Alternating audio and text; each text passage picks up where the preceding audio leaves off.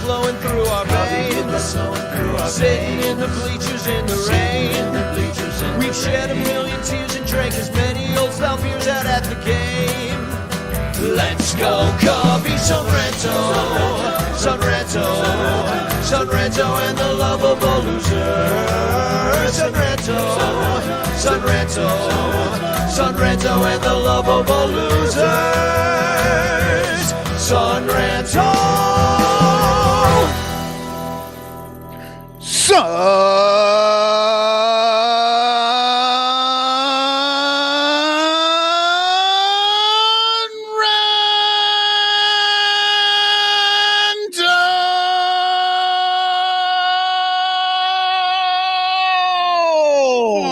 Baby, that was a beautiful one. See, I love when you're all rested up. After 10 days off, we're back with screaming in your ear. So you're welcome. Yeah, it has been a little bit longer since we did this, not last Monday, but the Monday before. We've had some odd scheduling. And also, Artie took over those 3 games. I tell you, that felt like the All-Star break. Those 3 games of like not having to worry about doing the Cubs pod, I was just like, oh, this is what it's like to be a baseball player. It's exactly the same. Can we always play in Colorado? Well, welcome to the Son Ranto Show, brought to you by the Bleacher Bunch on the Fans First Sports Podcast Network, and especially all of our Patreon supporters who support us at patreon.com/bleacherbunch. You should be one if you're not. And I especially want to shout out Blake Beard and Bernie Barron, basically because they give us more money. And also our sponsors, In the Clutch shirts, Matt Kammerer's permanent paintings, and Penguin Imprints, which I see Michael Cotton's wearing a Penguin Imprints Fuck Ice shirt. Is your shirt burnt orange? No, it's red. Red? It's red? just the lighting in this room does make it look a little bit orangey. Little orangey. And well, anyway, Little Yumper, I saw he dropped a few new Pride shirts, which are very cool. Pride's coming up, not this weekend, but the following weekend here in Chicago. Probably still time to use code Bleacher Bunch and get 20% off. Why not go to penguinimprints.com and get yourself either a Fuck Ice shirt or a Pride shirt. Also, Obvious Shirts has a whole Pride collection. I want to share some of those in a little bit, but I bought 3 of those today. 2 for my sister and her wife, and 1 for me. And also, I want to shout out Fanarchy, which is an awesome baseball fan app that everybody should be using. And we're going to have sometime next week, because Britt, who designed Fanarchy, is a Mets fan. Cubs are playing the Mets next week. Sorry to take your thunder, Cubs, Stradamus. But we're going to try to figure out someday to do a bit of a pregame. He's traveling right now, so he couldn't be here tonight. But we will definitely have Britt on to have the insider's perspective of what it is to be a Mets fan right now, because they ain't looking so good. Hashtag Chance in the chat, and you can win a Frank Chance postcard sent to you by me with a message of love and doom. We got Little Yumper here from Penguin Imprint saying hashtag Chance. Toad ND55 is here saying hashtag Chance in the chat. Dominic Galoro, Mr. Fourth Row, otherwise known as Artie Boucher. We'll get to him later because he got a little present in the mail for all the terrible reasons, but even so, we got him a present. We'll talk about that later too. And Andy Wells is here too, and he says he's in Bermuda. So yeah, I assume he's lost in the triangle somewhere. I assume we're never going to see Andy Wells again.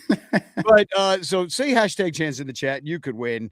And I want to welcome somebody else onto the show who's here, I don't know, for like the 5th, 6th, 7th time. I don't know. He's been here a bunch. But our good friend here to talk to us all about Pride Night at the Cubs game this week on Monday, it's Ken Schultz. Hey. We are living in an era where Obvious Shirts has multiple shirts supporting Pride and none supporting Jed Hoyer. So my dream has come true. I mean, there's really only one of those two that has any reason for support, honestly. Yes. The day Jed is marched out of town, I will spontaneously throw a parade on Halstead Street. Mm-hmm. Exactly. Can we have a Jed is dead parade? You know, Poor Jed is dead. I love it. Yeah, I'm ready for Jed to take the Rainbow Bridge. Yes, off yes. to hang out with all the puppies and kittens in heaven.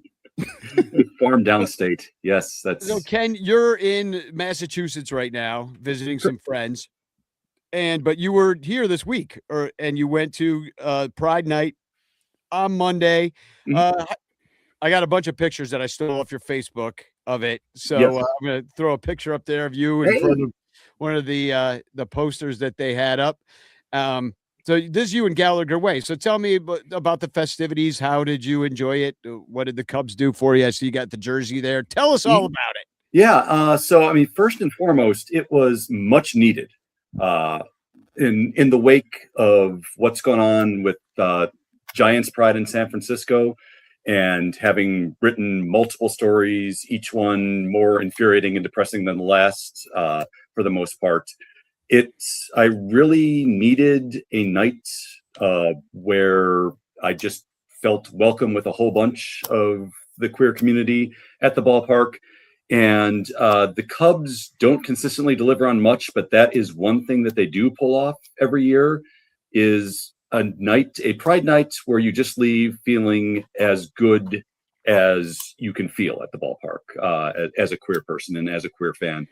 That from organizing the pregame social on Gallagher Way, and I think this is where Pride jerseys kind of really come in handiest, is that just that image of being out on, part of Wrigley Field, where 80 days of year it's Chad's Bros and Trixies, and on this night it's essentially Boys Town West, and it's a moment where it's like, oh my God, these are my people. We are here. We are proudly queer. We are open about who we are, and most importantly, we are welcome. And again, coming off of the message spread by Landon Roop and all the hateful bigots on the Giants pitching staff, it was very uplifting to just to see that sight in and of itself.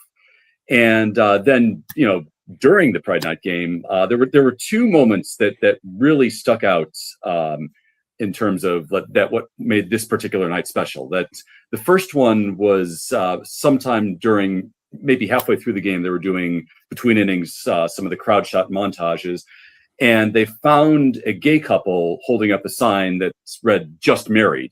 And as soon as the sign went up, like, the entire ballpark applauded, as if you were hearing "I'm back in Chicago" and PCA is coming to bat.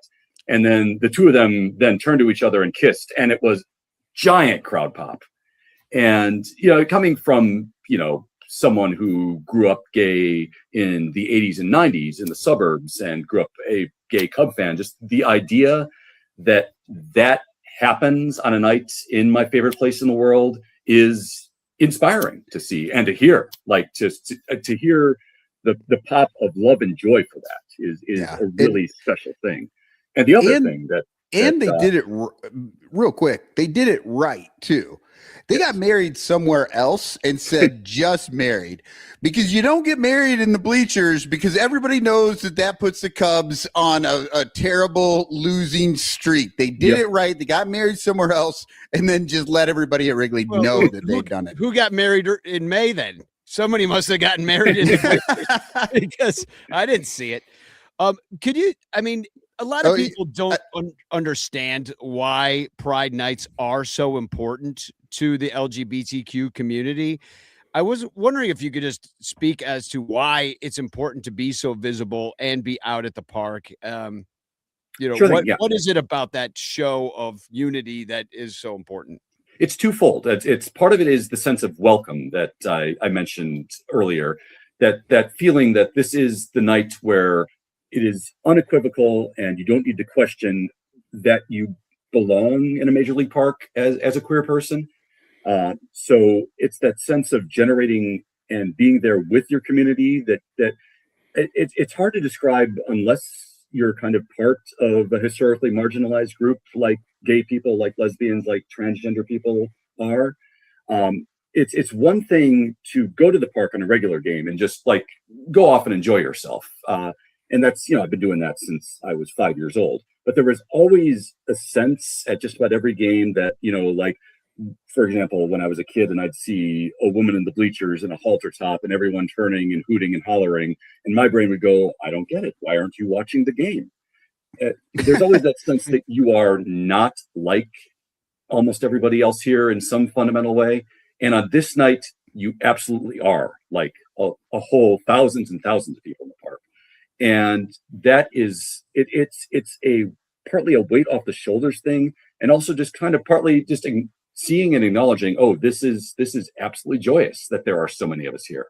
And then also, and this is also, I think in my mind, just as important, as I think we all know, most members of the gay community especially hold sports at least an arm's length because of some trauma that they experienced as a kid in gym class or little league, or just some lunkhead stuffed them in a locker or something like that.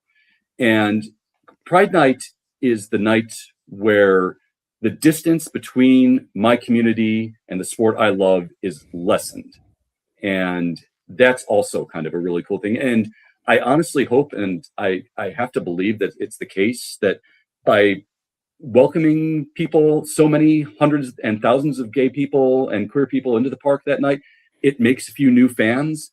And if it can make a few new fans among that community, that's like, to me, that's more people who get me as a gay person.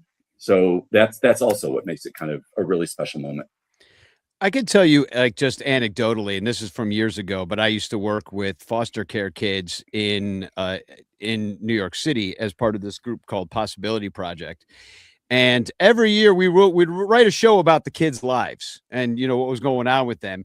And a lot of them, every year I did like 5 or 6 shows with these kids. And the first couple of years, we always had a storyline where there was a gay kid who got kicked out of his house because his parents didn't accept him and he had to go live with his friend. And we'd make a story in our show that was these interlocking lives of teenagers about that kid. And then we'd have like to provide empathy for the kids. Like we'd have like the toughest guy have to play that kid, so he'd have to feel what it's like to be kicked out of your house and ostracized for who you are.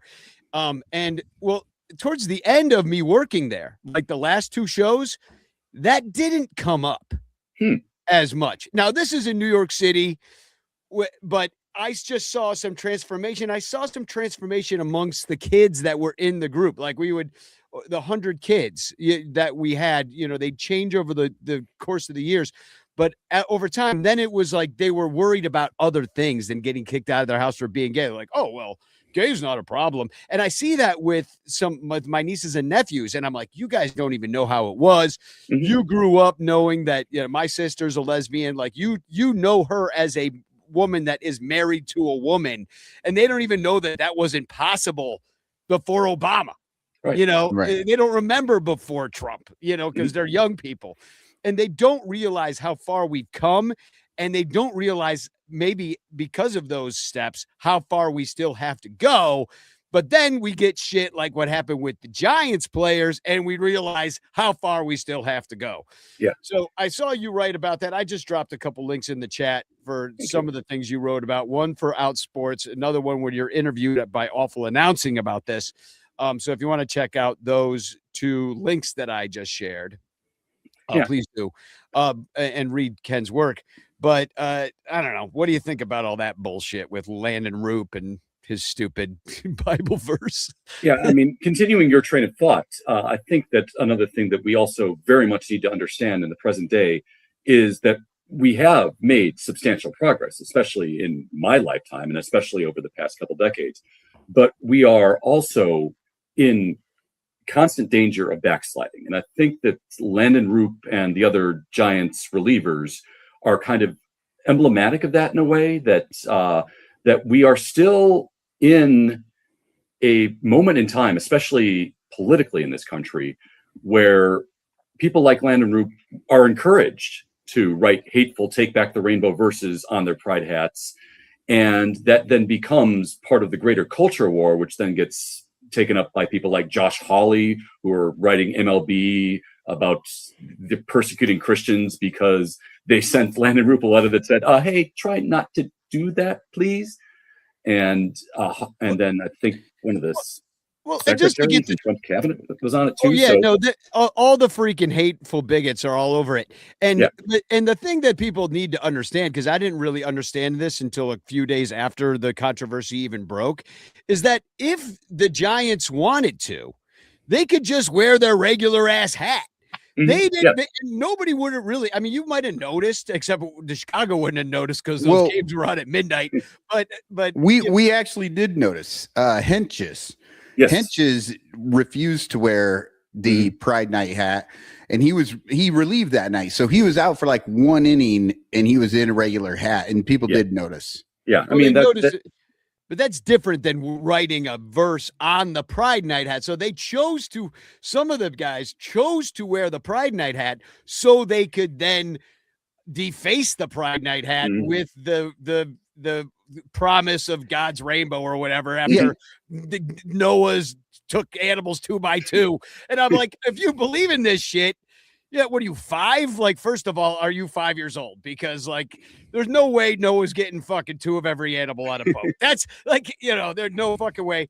And if all the people drowned in the world that day, that means Noah fucked his daughters, and the sons fucked the daughters, and so we're all products of incest. So I don't know how that's any better than what you're against. So, maybe they fucked animals and created some sort of half man, half like rhinoceros breed. I don't know. It's the Bigfoot. That's where we got Bigfoots. It's from the Bible. I don't remember which verse because I don't read that stuff. But but yeah, it's ridiculous too because they use it. And I hate this because they use a Bible verse, and what they do is they claim like, oh no, I just want to put a Bible verse on there about it. Right. That's it's nothing. No, that's hate because you're not putting that Bible verse on your hat any other day of the year.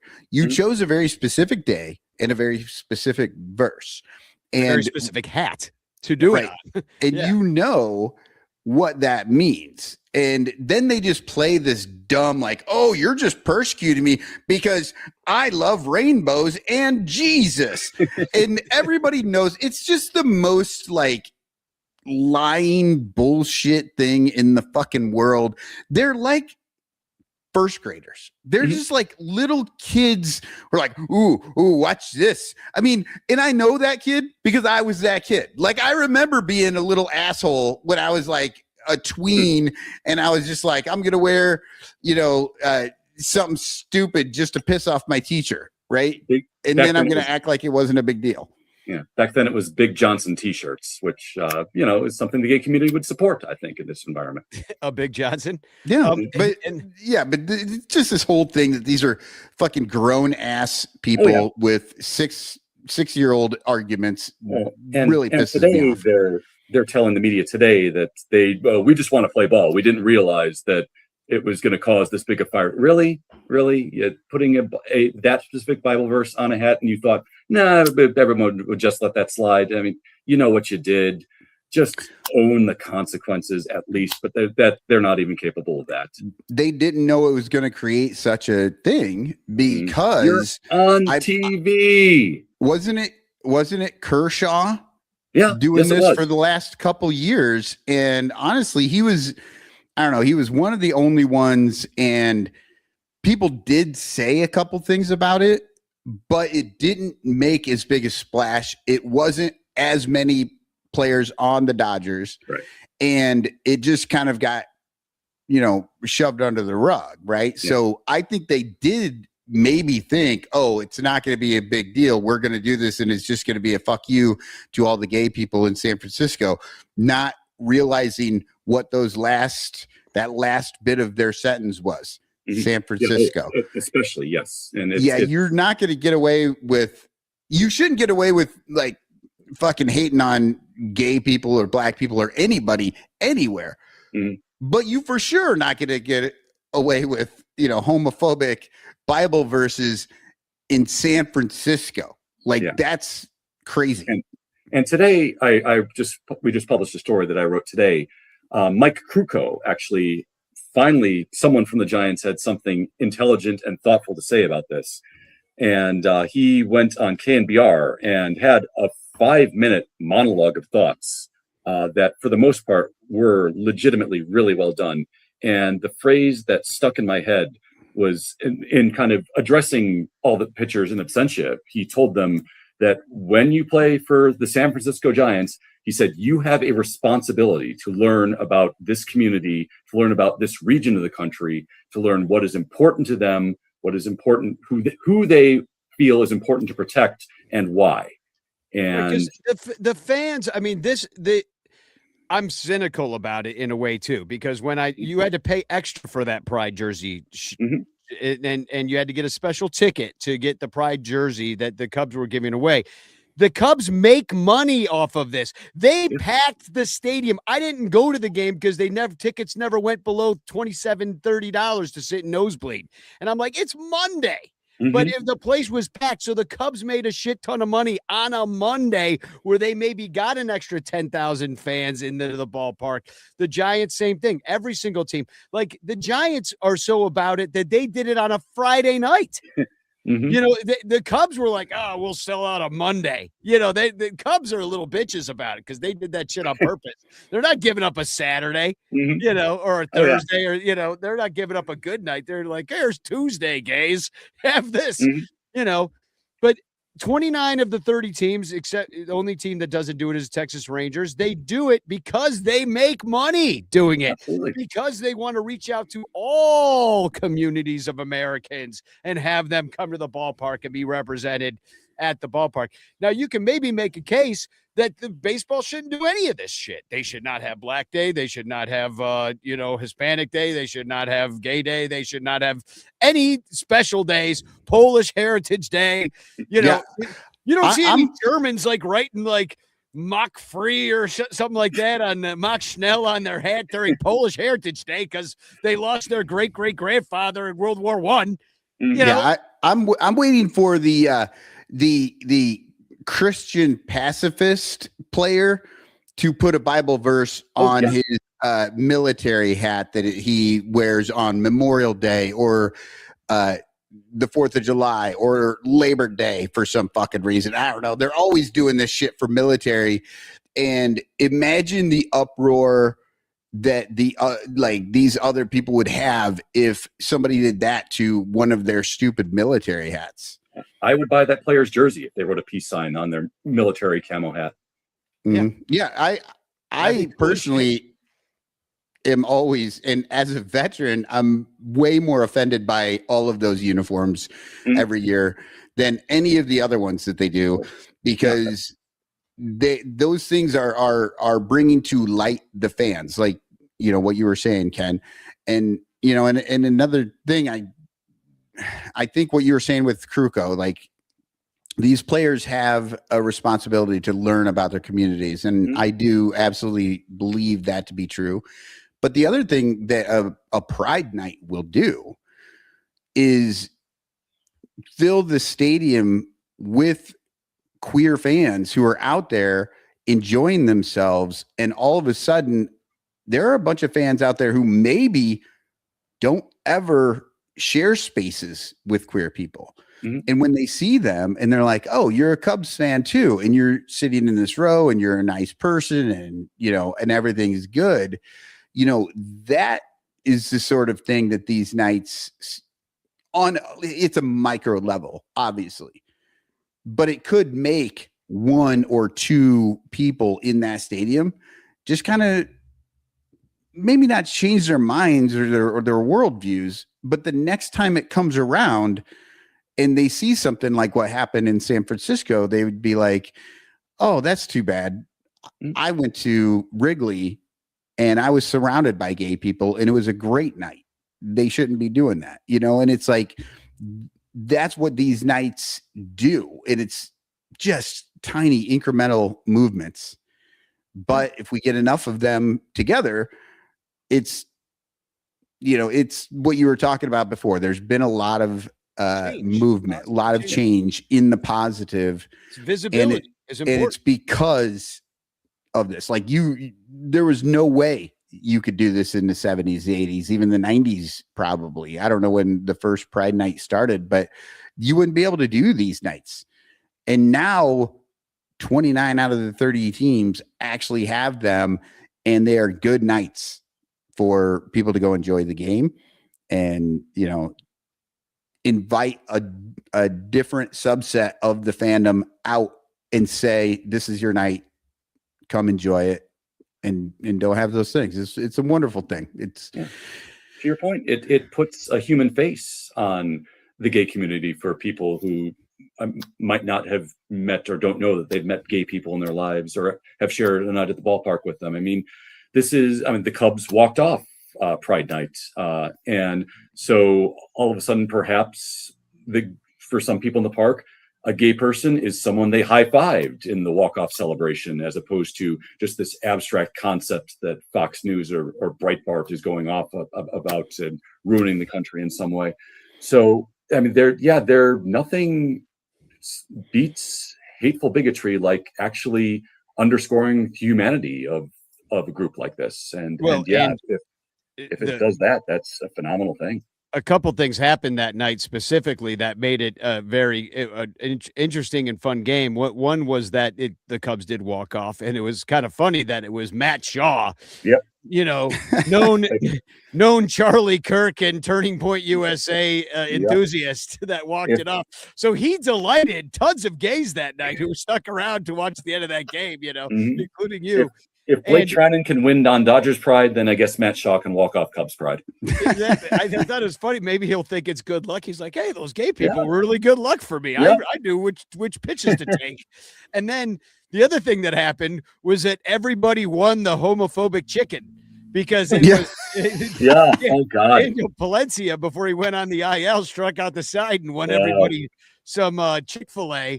So I encourage people, I do not go to Chick-fil-A at any other time because they're homophobic bigots.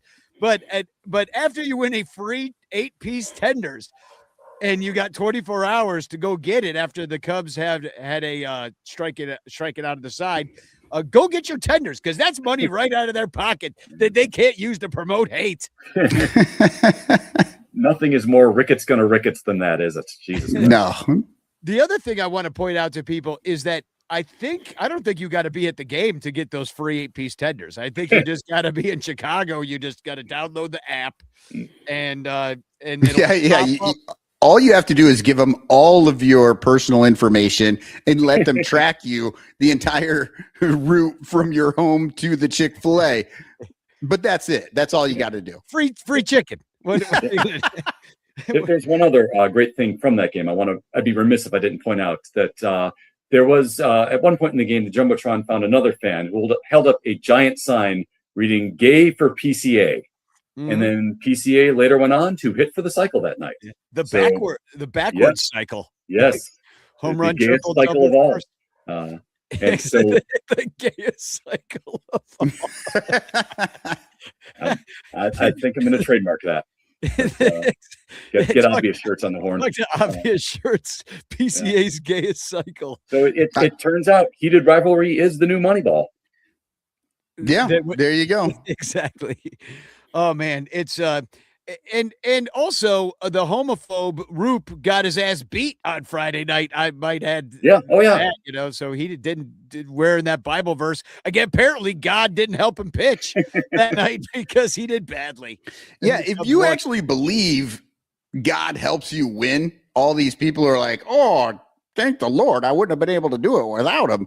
Well, then guess what, Rope? The Lord actually said you were wrong and made you suck that night. It wasn't anything else. It was God, because as we know, nothing in this world is more important than the hand you wipe your ass with and whether or not God likes your baseball team.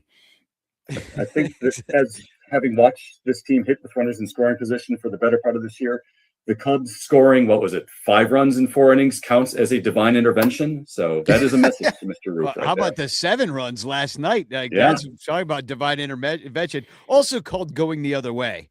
Yes. I've heard that going the other way can be enlightening. Yeah.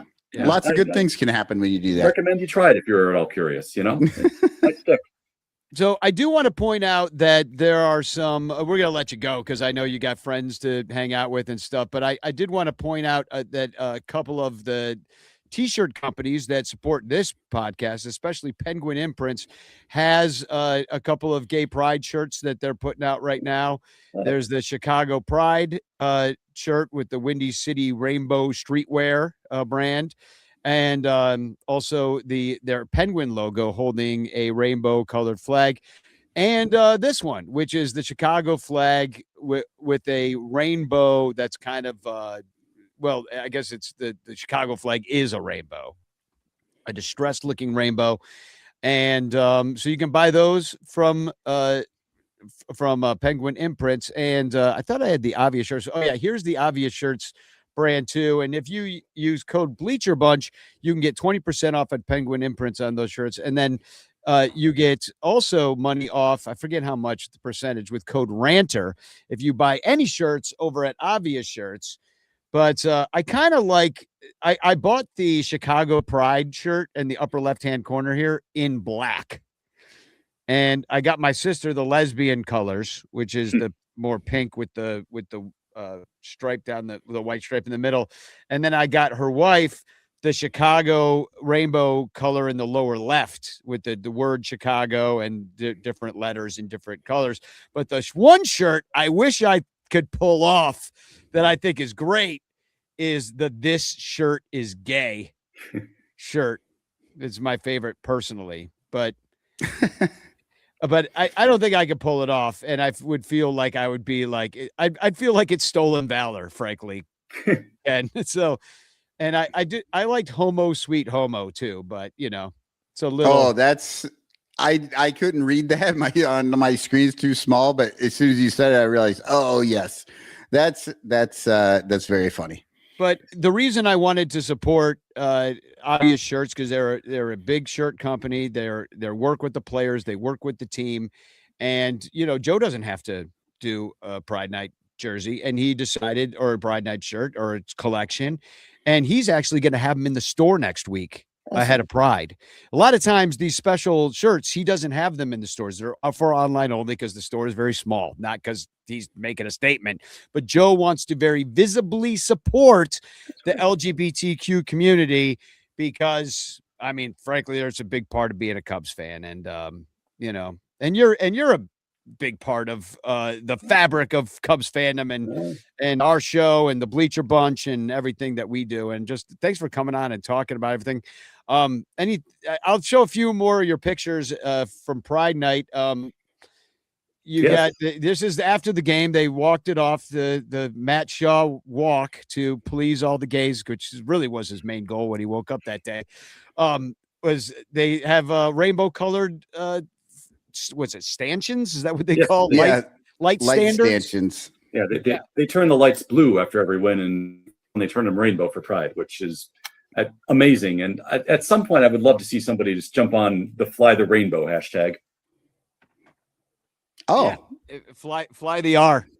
And then we also have this picture. It's you and a friend, and you can kind of see the Pride jerseys in this one. How'd you feel about the Pride jersey? I liked the Pride jersey this year. I think the patch on my friend Jerry's right side there is representative of the legacy walk in Boys Town. It's kind of our, for lack of a better term, the LGBTQ Hall of Fame, outdoor Hall of Fame, essentially. It's kind of similar to like the hall in Cooperstown, where all of those monuments have a couple of plaques on each side of prominent members of the queer community, from people like Sally Ride to Cole Porter to Marsha P. Johnson. So paying homage to like a legit LGBTQ landmark in the city on a Pride jersey, I think is a pretty brilliant touch. And it, again, is kind of visually shortening the distance between Boys Town and Wrigleyville on that jersey. Glenn Burke too. Yep. Glenn Burke is one of the inductees, and I was privileged enough to kind of to give the dedication speech that day. And I had kind of set up about doing it as, so if Glenn Burke had the opportunity to give a Hall of Fame speech, what would he want to say? And that kind of guided me, and it was one of my favorite days, one of my favorite things I've gotten to do thanks to this gig, honestly. Yeah, and that was an incredible speech that you gave, and Laura Ricketts was there. I wish she would be a little bit more vocal than she is. considering our family's a bunch of sociopaths. And Mhm. so, but yeah, look, I've seen if you go over to Halstead, you can see these, I guess they're pillars. Wouldn't you call them pillars? I guess they're There's obelisks is the word that I obelisk. like. There you go. That's the word I Yeah. was kind of thinking about. And then they also even did the marquee in the front. Welcome to Pride celebration at Wrigley. These are all pictures you took, and Yeah. there's your little crew. Yes, that's my bocce team right there. It's Circus Gaze invading Wrigley Field. Yeah, I don't know. Nice. It's a little small in the previous picture of the marquee, but on the top row of flags is all pride flags on that as well. So it's kind of Oh, a little yeah. hard to see. But yeah, that's why I took that one.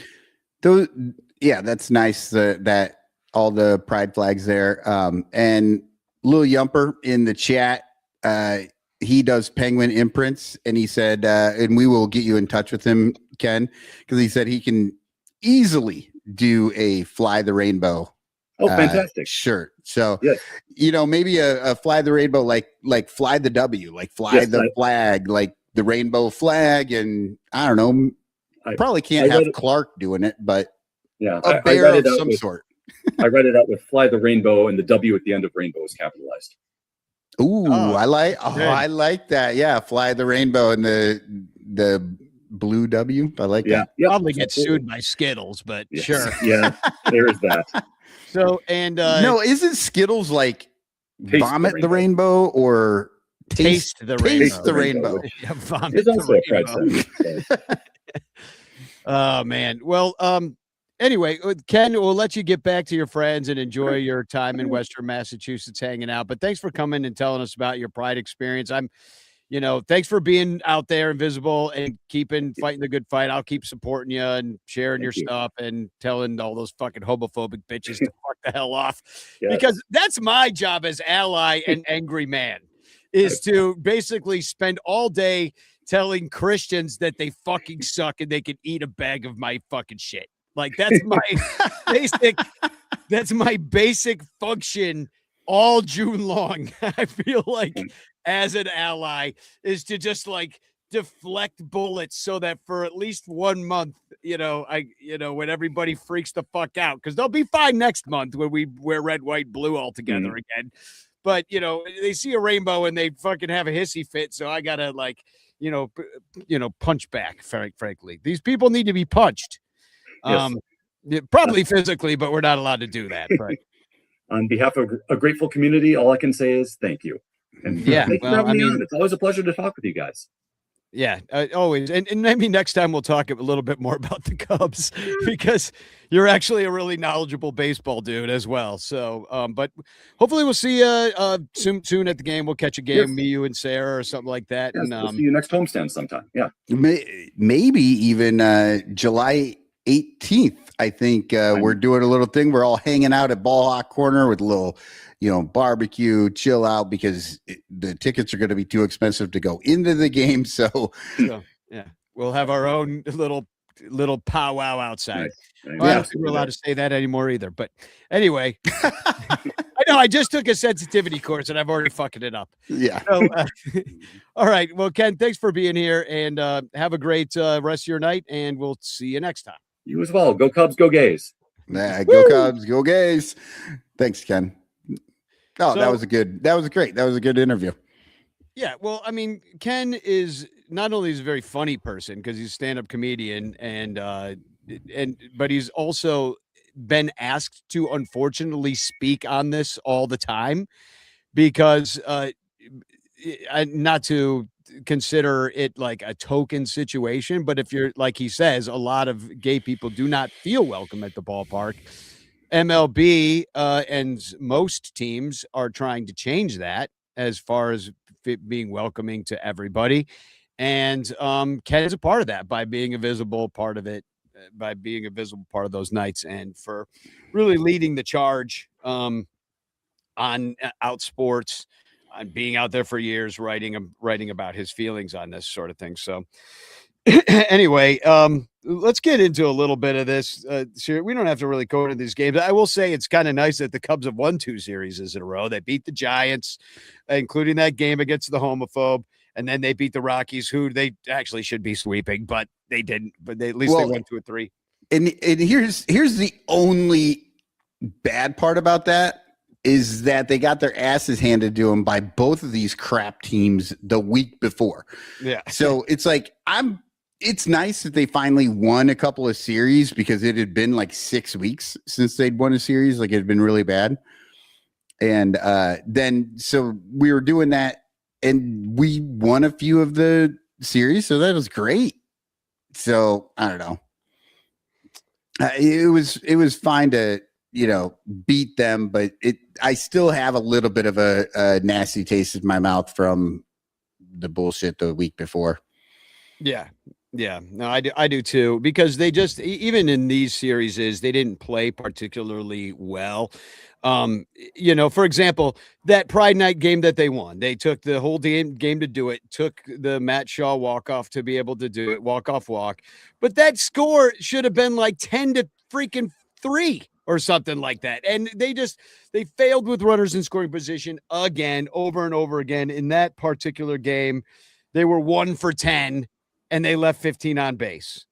Well, the next game where they were 0 for 8 and they lost that one. And then then they finally had one good inning last night against the Rockies where they scored 7. One good inning. And if that inning doesn't exist, they lose the game.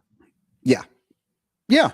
Because it was 6 in the end, and they took a 7-run second to win it. Yeah. So here's the thing.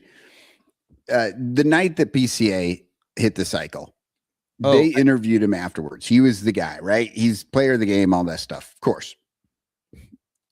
I could not love PCA more than I do now, because here he was on arguably the biggest night of his career, right? They just won the game. And PCA was up there and he's just like, this is bullshit. I'm pissed. This fucking game sucked.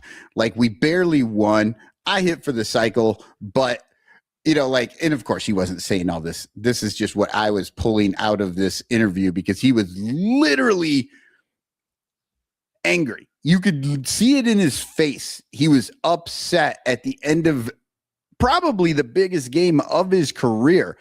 And that makes me love him so much more, because he knows, regardless of what his individual accomplishment was that night, or that they barely won it, the issue is that they barely won it. They still left way too many guys on base. They were still floundering against a terrible team and just barely eked out that victory. And I love that. Yes, you should celebrate your victories, but also understand where that sits in the pantheon, or like the order of what things are good and what things are just fine, I guess. Yeah, I just found out that we accidentally banned Little Yumper from the studio because there was a homophobe yelling shit in the chat, and we accidentally banned Little Yumper. So sorry about that, Little Yumper. I'll figure out how to get you back on. Sorry, Yumper. We only meant to ban your burner account. Yeah, the one that was yelling all the homophobic shit. No, I'll figure it out. I think I got to go to my settings and figure out. This is what happens sometimes. People, you don't realize, because we're usually a little bit better about it. During the show, sometimes people will pop into the chat and they will just talk trash, talk shit, say horrible things. Honestly, for the most part, they're ranters and we totally get it. But sometimes there's people that we don't know and they're just really rude, and we have to get rid of them mid-show. And we do it so well, you don't even know we did it. This time, Danny and I both did it at the same time, and one of us got there slightly before the other one. So as soon as that guy got banned, then Yumper's name popped into that spot, and then he got banned. Yeah, so we'll figure that out. Sorry, Yumper. So and let that be a lesson to the rest of you, by the way. Yeah, let that be a lesson to you. Sponsor the show, make awesome shirts. We will just ban you from the show. We won't even let you talk. Yeah. But do you know what happened to me? I was in New York City last weekend, which was pretty cool because the Knicks won the Knicks won the NBA championship while I was there, and so there was a lot of buzz and stuff in the city. But the games were on even an hour later because I was on the East Coast time. So by the time I got back to the apartment where we were staying, it was it was so late. It was like midnight. We had been working all day. So I'm like, okay, I'm gonna go to sleep. I'm gonna have Pat and Ron in my ears. It's gonna be so nice. I'm gonna wake up and maybe the Cubs will have won or not, and just be perfect. But I fucking fall asleep. And what do I fucking wake up to is this sound.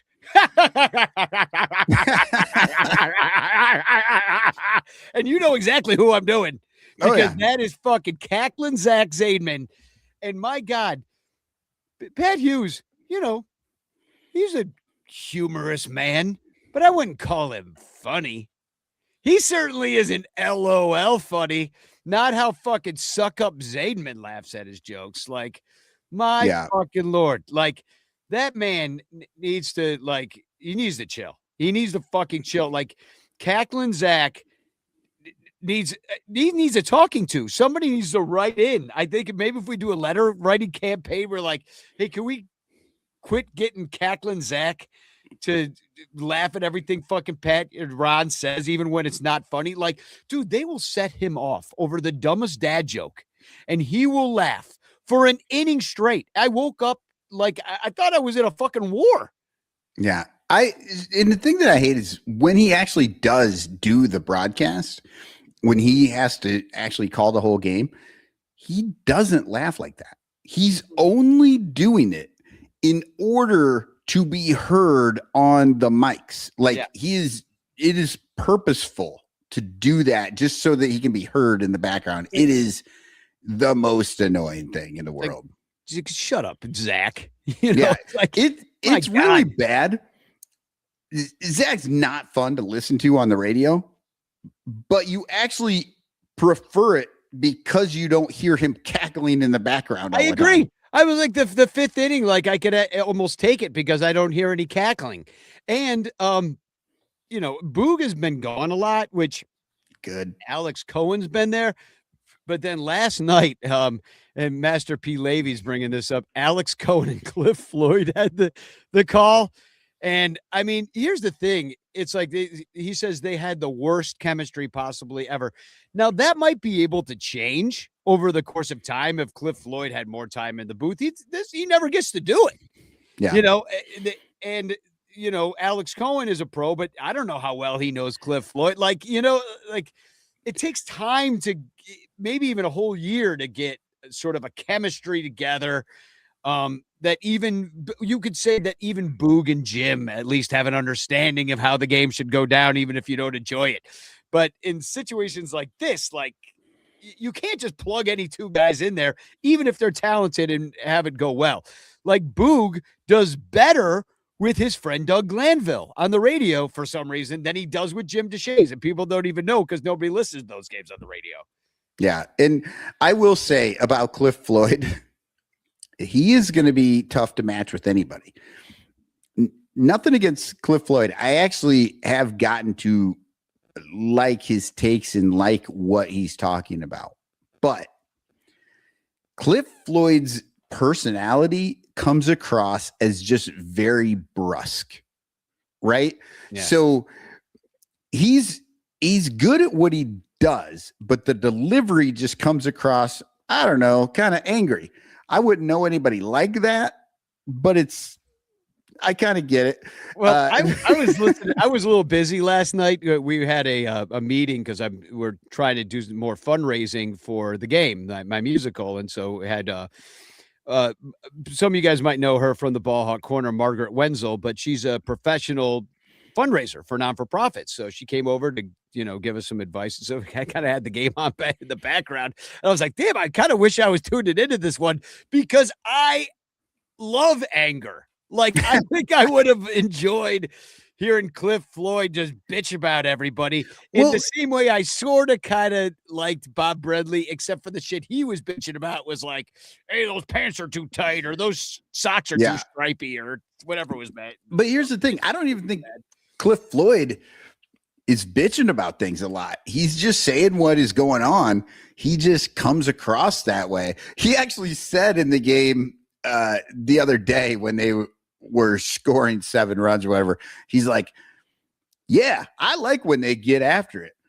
I'm tired of the negativity. I want to talk about the positivity. I'm really into this hitting. Like, I like to see him hitting, like, but that's who he is. Yeah. He doesn't sugarcoat this stuff.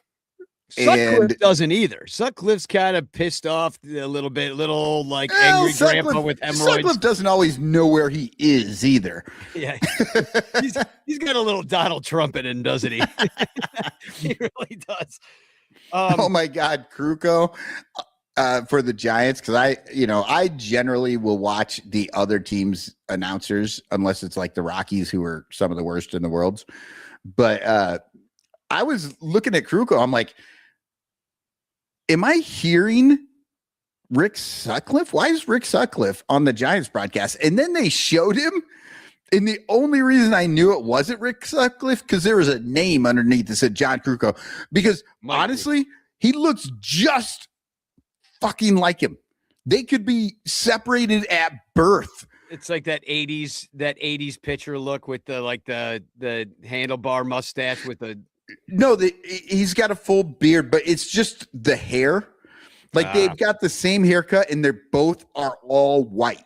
Like their hair is just completely white, not gray, not salt and pepper. It's white, and it's combed exactly the same. And then they have their beard going.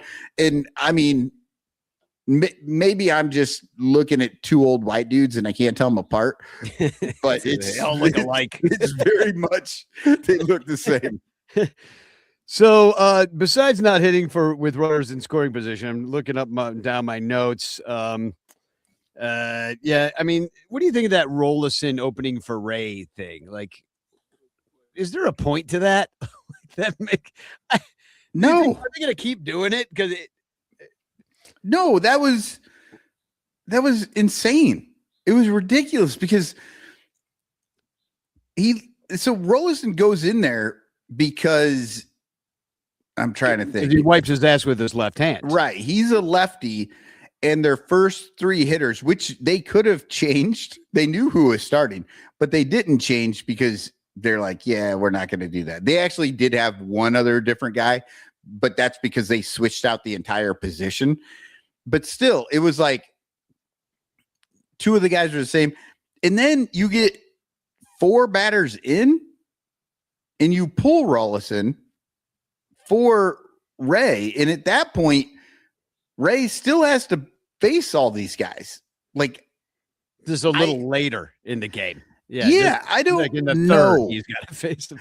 And look, if you want to do ERA's up over 5 now too, and he's not even supposed to be in the rotation, but everybody's in the rotation now. Oh, his ERA is really bad over the last 2 weeks. Wait till we get to Rakes Flakes. But no, look, if you have a guy in your bullpen who is just lights out, right? And you want to open against a very good team, say the Dodgers, and you're facing like Ohtani and Betts and these guys like monsters in the first inning. And I just want to get through the first inning without them scoring. You bring in your fireballer bullpen guy. Okay, I get it. I'm with you. But they bring in Ryan Rollison. They bring in Ryan Rollison to face the fucking San Francisco Giants, who are not a good team. These are bad teams. And it's just like, who are you trying to fool here? What are we doing? Yeah. No, it doesn't make a lot of it. I mean, it kind of makes sense in some way because of the hand butt wiping situation, but and that the splits will be correct and work in your favor at the beginning of the game. But when it's Ryan Rollison, I'm just kind of like, well, that doesn't really do much. It's Ryan Rollison. Like, you weren't even supposed to be on the team. Like, he's he won't be on the team if everybody came back from being hurt. It was really. I don't know. I think there's a few other guys in the bullpen that you dropped before Rollison, because Rollison's actually been pretty good. Yeah. I mean, here's the problem with Rollison. He's a no-name guy. Nobody knows him. Even Cubs fans still don't really know him. No. And depending on which night you watched him pitch, you might think he's the greatest pitcher ever or the worst, because he's not like consistently good, but he's also not consistently bad. He's like an old school bullpen guy. Some nights he's good, sometimes he's bad, and you just hope the good outweighs the bad. Well, he's got a 2 ERA. He's that's fucking great, honestly, for bullpen, for this bullpen. Yeah. But his FIP is 387. So there might be some peripherals there. He walks 4 batters per 9, so the control isn't there, but he's striking out a batter per inning. So Todd Wellmeyer vibes, says Yumper. I think that's right. Yeah. And but the thing that you were just saying about he's walked a lot of guys, that's what I'm talking about. It's like when he doesn't have it, like he doesn't have it. And you have to let him face 3 guys. You know what I mean? Like at that's least most bullpen guys. Yeah. But he's one of those dudes that you cannot send Ryan Rollison into the game without another guy fully warm, like ready to go. Yeah. No, and that's kind of the truth with most of the Cubs bullpen right now. Danny Palencia got on the injured list, so that hurts you terribly, but it doesn't matter because we never have the lead anyway. And then at the end of the game, Danny Palencia pitches in more tie ball games than anything. Like that 9th inning tie, that's where we've seen him a lot lately because the Cubs aren't playing well. We finally got a save situation yesterday, and for the first time in a long time, and he's not even there because his arm blew up throwing in tie ball games. Yeah. And then Cabrera leaves with the hand cramp, and you're like, oh my God. Cause I was at that game. I was like, everybody, you just got back, bro. And now he's gone again. That is so bullshit. You know, it's bullshit. That is so Hadavi walks out there, talks to Cabrera, goes back to the dugout. One batter later, they're bringing out the fucking trainer. Yeah, no. Hadavi's like, hey, dude, guess what? You have hand cramps. Yeah. We are not ready. We don't have anybody. So you have hand cramps so that we can take you out here on a medical, and we can let Rollison, by the way, Rollison can come in and just warm up. And then the other nice thing that I saw yesterday, it's because it's always surprised to see because he's having such a bad season, is Dansby Swanson finally got a home run. Now it was part of that 7-run second. So, the pitcher was just on the ropes having to work hard. So Dansby got himself a pitch he could finally handle. But it was just nice to see. I mean, we need him to come around. I saw Kaplan was freaking out this week about benching him. And I'm like, listen, he's their guy regardless. Like, you're going to have to let him figure this out this year. Like, he's like, Pedro Ramirez should start every day. I'm like, I don't think that's going to go how you think it's going to go. Cap, I'm all for playing the young guys and giving dudes a chance, but I would give Matt Shaw a chance at second base and play maybe Suzuki and right, and figure out the DH. Like, there's other people. I'd bring Alcantara back up, to be a DH or something. I'd do other things before just being like, it's yours. That would mean you would have to let Alcantara bat. And Craig is not a fan of that. No, but he will let him get picked off on a regular basis. He will put him out there to run, even though he's been shown to run badly many times.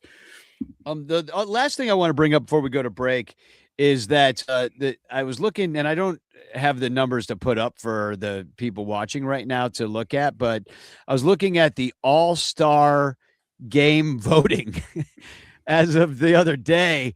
And the Cubs are nowhere to be found, which is fine because we don't really deserve it. The only guy that does deserve it is, I think, PCA. And I think especially with 3 home runs in the last 3 games, I think he might climb into the leaderboard. Like, I don't know if he's going to get elected on, but he's going to be up in the top 5 or 6, I think, soon. Maybe not by voting unless the fans get out the vote, So well, I'm just saying he's going to be in the top 5 or 6. I don't think he actually gets elected to the starting, but he'll be in that leaderboard. And so once the fan voting is over and then they have to fill up the rest of the roster, I think maybe he gets in because of that. Well, they have the players do some voting, the managers get some guys that they can pick. But you look at every other position, there's really nobody that deserves it. But what's kind of embarrassing is like Michael Bush, who's not having a great year, but he's not having a horrible year either. He has turned his year around. And that doesn't mean he's having a good year. It means that he was so damn bad before that a turnaround for him is average. He doesn't deserve to be an all-star, but he is behind Ildemaro Vargas in voting. That's my point. Nico Horner is dead last in second baseman voting. He has 1/5 the votes of Ozzie Albies. Alex Bregman has more votes than Nico Horner overall. That is a travesty because Alex Bregman is worse than Nico Horner in every aspect of the baseball game. Well, I do not care. Like, he's just not as good defensively. He's not even as good offensively. And Nico is terrible offensively right now. Do you know who else has more votes than Nico Horner? Dansby Swanson. But he's not going to make it either. He's 7th on the list. He should be 31st. That's ridiculous. That is so. I'm not going to say people are wrong for not voting for Nico. He's not having a great year, but why the fuck are you voting for Bregman and Dansby? Like, why would anyone vote for those two this year? Yeah, and Pete Crow Armstrong, he has 265,000 votes, but the third top outfielder is Brandon Marsh. He has 668,000. Oh, so he's got a lot. Yeah, he's got Swamphead Jesus. He's got 1/3 of the votes. Yeah, Swamphead Jesus. But yeah, it's I say we try to get PCA in there. He's the only one that deserves it. Everybody else should stay home. We certainly don't have any pitchers that deserve it. Maybe. Well, Andy Wells says, I think Ben Brown and PCA should get on the All-Stars. I honestly feel like if it comes down to, because every team gets one All-Star player, if it comes down to that, I think there's a fairly good chance that Ben Brown is the guy, especially because he can go and just not play. Nah, you know what I mean? PCA for our one guy. Right. Who? Over PCA? PCA, yeah. And I don't see Ben Brown making. He just didn't pitch enough at the beginning of the year. I would like to see PCA for our one guy, but I don't know. I don't know. Who makes that decision on the Cubs? If it's Jed, we might see Hap. Yeah. Jed might go, Hap, it's your last year in left field for us. Go to the All-Star game. Go to the All-Star break or game.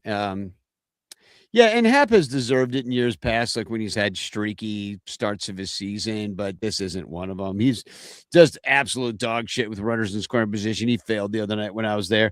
And then I don't know if you saw this. This I think broke maybe even today, is that they're doing a new home run derby because, hey, if it's fixed, why not break it? Because people kind of like the home run derby now, but they're like, you know what?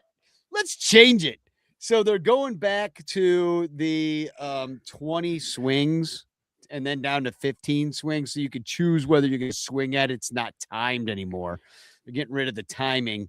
And so you just can swing at what you want. And then if you homer on your last swing, you could keep swinging until you don't have it anymore, till you don't hit a home run. So, okay, well, there's going to be no Cubs in this probably either. I don't like that they're getting rid of the whole timed thing. I do feel like that was good.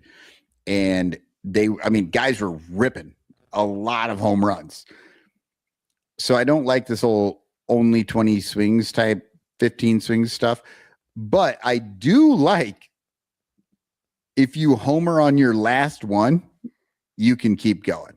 I do like that. Like, that would be pretty fucking great, because say a guy has 10 homers and another guy has 7 and he's running out of time, but he hits number 8, and that would just be the end of the contest.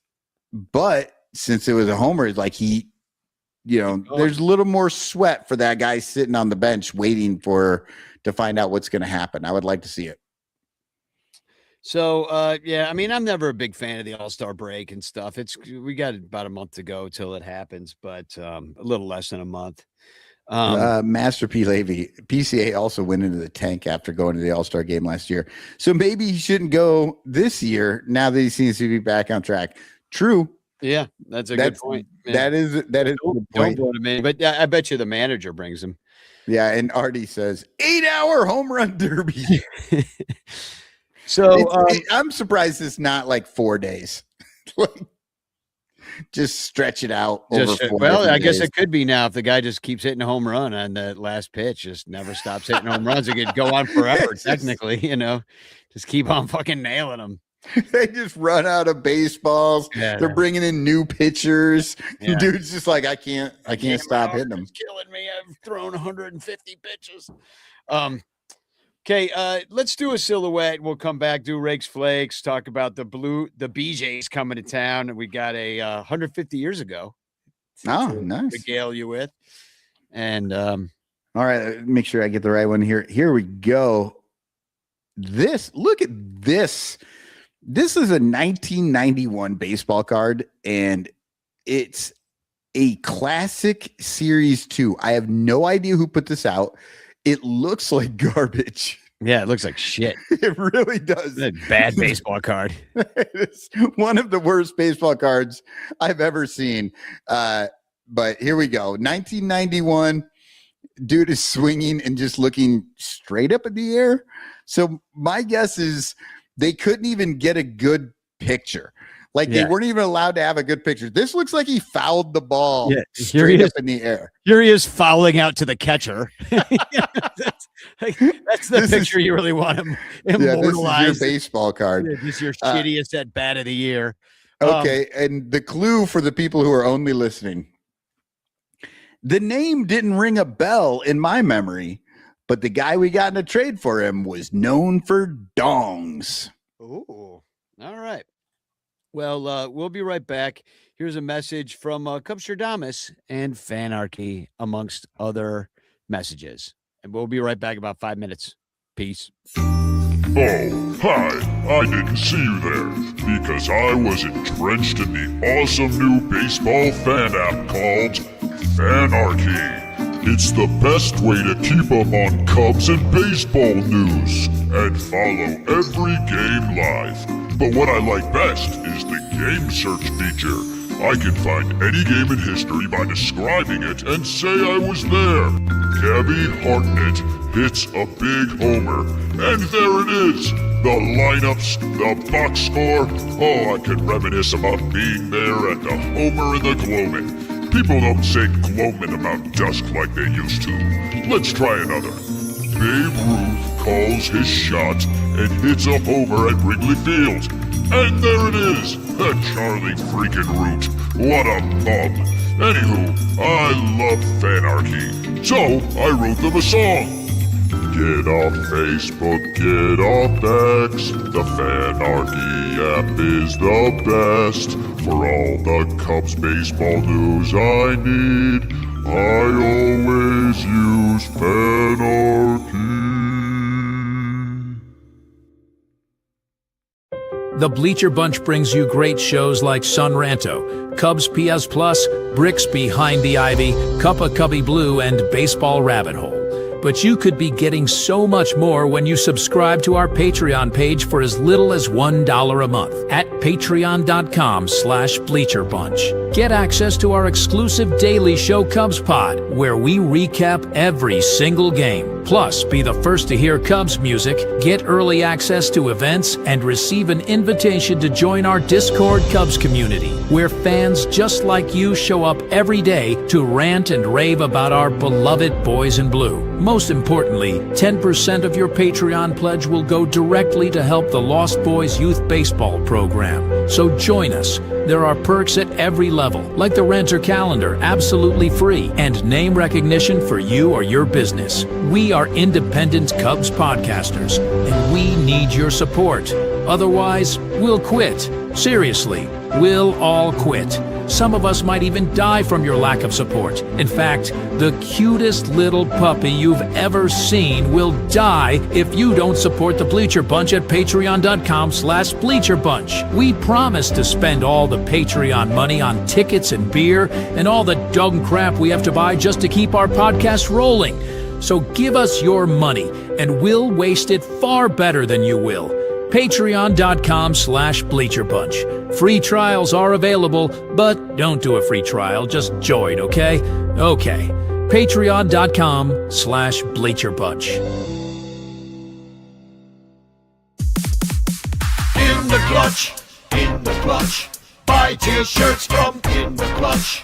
Take it from the Bleacher Bunch. You'll love the shirts from In the Clutch. In the Clutch shirts are comfortable, stylish, and guaranteed to get you laid. Plus, they're proud sponsors of the Bleacher Bunch.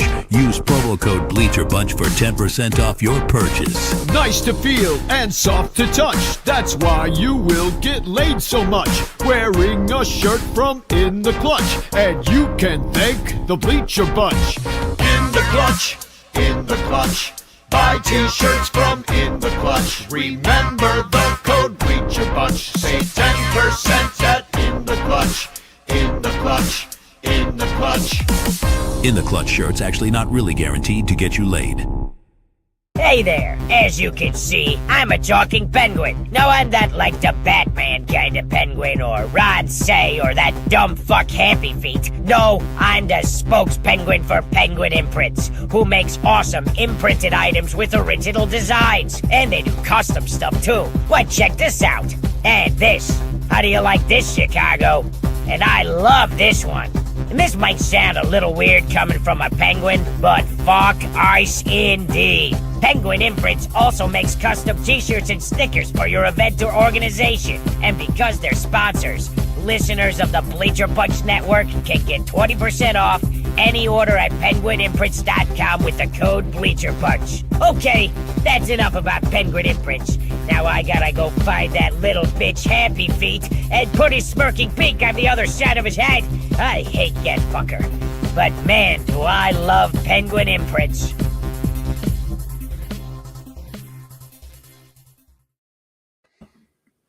All right, we're back. We are back, and we've got a few guesses here in the chat. Yumper started with Sean Dunston. Artie says Willie Mays Hayes. And then he said Patterson, Sosa. Getting a little bit closer there with your Sosa.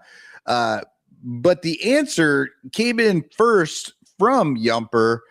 Dominic Gloro also got it, but Yumper wins with George Bell. Oh, now I gotta find it. George Bell, right there. Now, did you remember that George Bell was on this team? I do. Why do you remember George Bell? I'll tell you why. Because George Bell, I believe, was a Blue Jay before he was a Cub. Am I correct about this? Yes, 9 seasons with the Blue Jays. And he was great. He hit a lot of dogs at the time. But this is the dude that I've always thought of as the guy that was past his prime, and the Cubs would get a guy that you'd heard of. Like, what was I, 90 when I was, 17 years old? And I'd be like, oh, yeah, we're getting George Bell. That guy's awesome because the guy had baseball cards and he hit 30 dogs. And oh, now he's going to do that at Wrigley. Oh, no, no, no. He's too old to do that at Wrigley. He's well past his prime at that point. And so George Bell, to me, is like the poster child of that late 80s, sort of 90s move of getting a guy. We're kind of there now. We're kind of right back. We got Dansby Swanson past his prime. We're going to watch the Bregman. We're going to watch the entire infield just age in place, and that's what we're looking at now. Like it's the George Bellification of the Chicago Cubs. Yeah, I feel like George Bell was like Timu Andre Dawson. Amen. Right? He spent his whole career in Canada and then went to Wrigley, and they're like, oh, it's going to be the same thing. Only George Bell was not that dude. The Cubs signed him as a free agent in December 1990. So then he played the 91 season with them. And then they traded him to the White Sox on March 30th, 1992. March 30th season. Yeah. Opening day is April 1st back then. Now we'd be a week into the season or some bullshit. But April 1st, opening day, he got traded right before. Now, do you know who he got traded to? I know Yumper knows. Yeah, I bet it's Sammy Sosa. It is. Yes. Yeah. They traded him to the White Sox because then he didn't have to move. It was real easy for him to go down to Comiskey. But yeah, he got traded for Ken Patterson and Sammy Sosa. So this dude has a place in Cubs history, but not because he played well, but because we got Sammy Sosa for him. Breaking news. Mo Baller back to the minors. Had a shit month. He's going down there, work some shit out. He's going to go down there and, like Kevin Alcantara, continue to tear up the minor leagues. He's going to tear the fuck out of it, because that pitching is going to look like grapefruits coming down at him now. Like, the jump from AAA to the majors is that gap is getting wider, and it's going to get even wider, I think, as time goes on. But between AAA and Major League, it is. It's tough to hit at the big league level.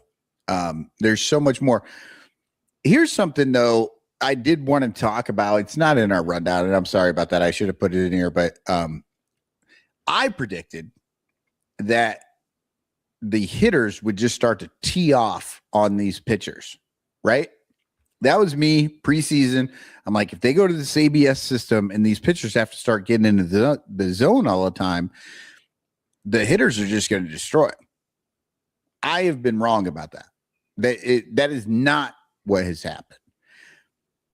But I've been noticing one reason it's not happening is because the pitchers are getting that high strike.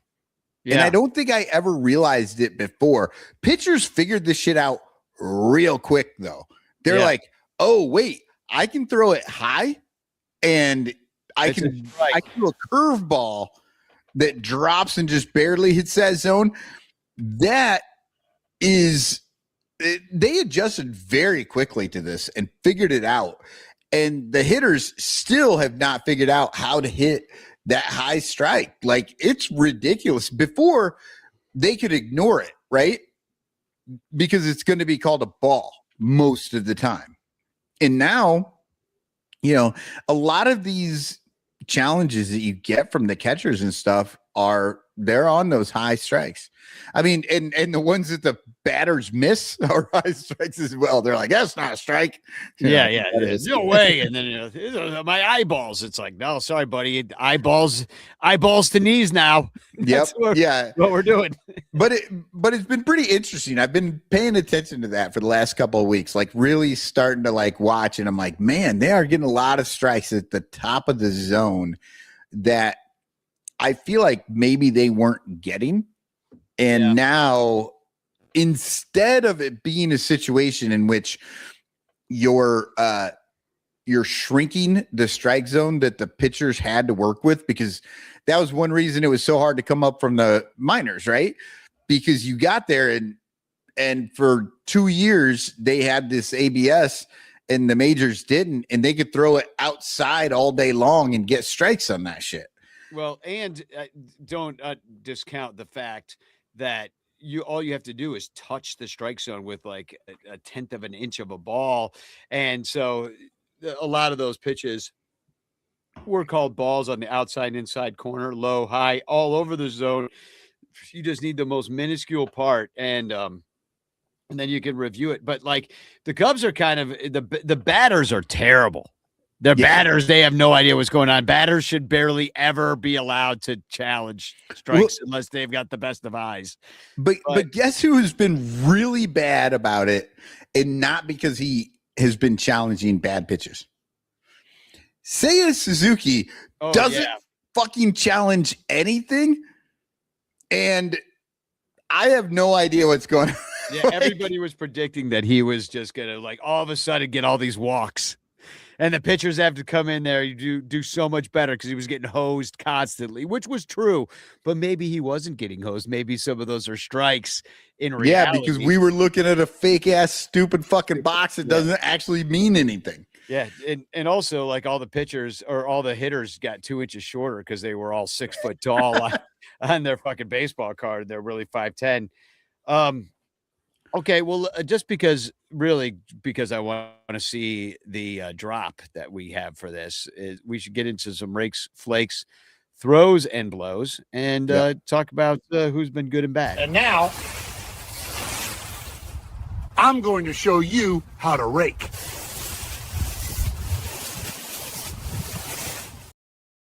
So a lot of raking backwards is just always funny. Okay, so the rakes, this is an easy one because everyone knows that PCA is back in a big way. Over the last 13 games, so I went 2 weeks on this because it's been a little bit since we've done it, so I decided to go 2 weeks back.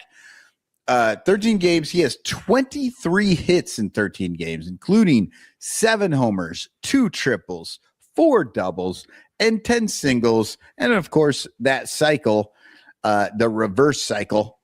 And a partridge in the pear tree. Yeah. Sadly, even though he has been kicking ass, getting hits, he only has 9 RBI and he has only scored 11 times. Well, he's the leadoff batter in front of Dansby Swanson. What do you want him to do? I said, there's nobody going to be there on the bases. Yeah. Look, that's not much, but when you really look at this, when you remove those 7 home runs, you get rid of 7 RBI and also 7 runs scored. So he's only got 2 RBI and 4 runs scored in this amount of time because that's Dansby Swanson and Ian Happ's fault. Well, it is, but I'm just saying, even though he's got a 1395 OPS in the last 13 games, he was still pretty bad with guys in scoring position. You know, he wasn't immune to that part of the game. Right. Yeah, I got you. All right. Who's our flaker this week? I haven't worried about flakes since my grunge days. Remember them?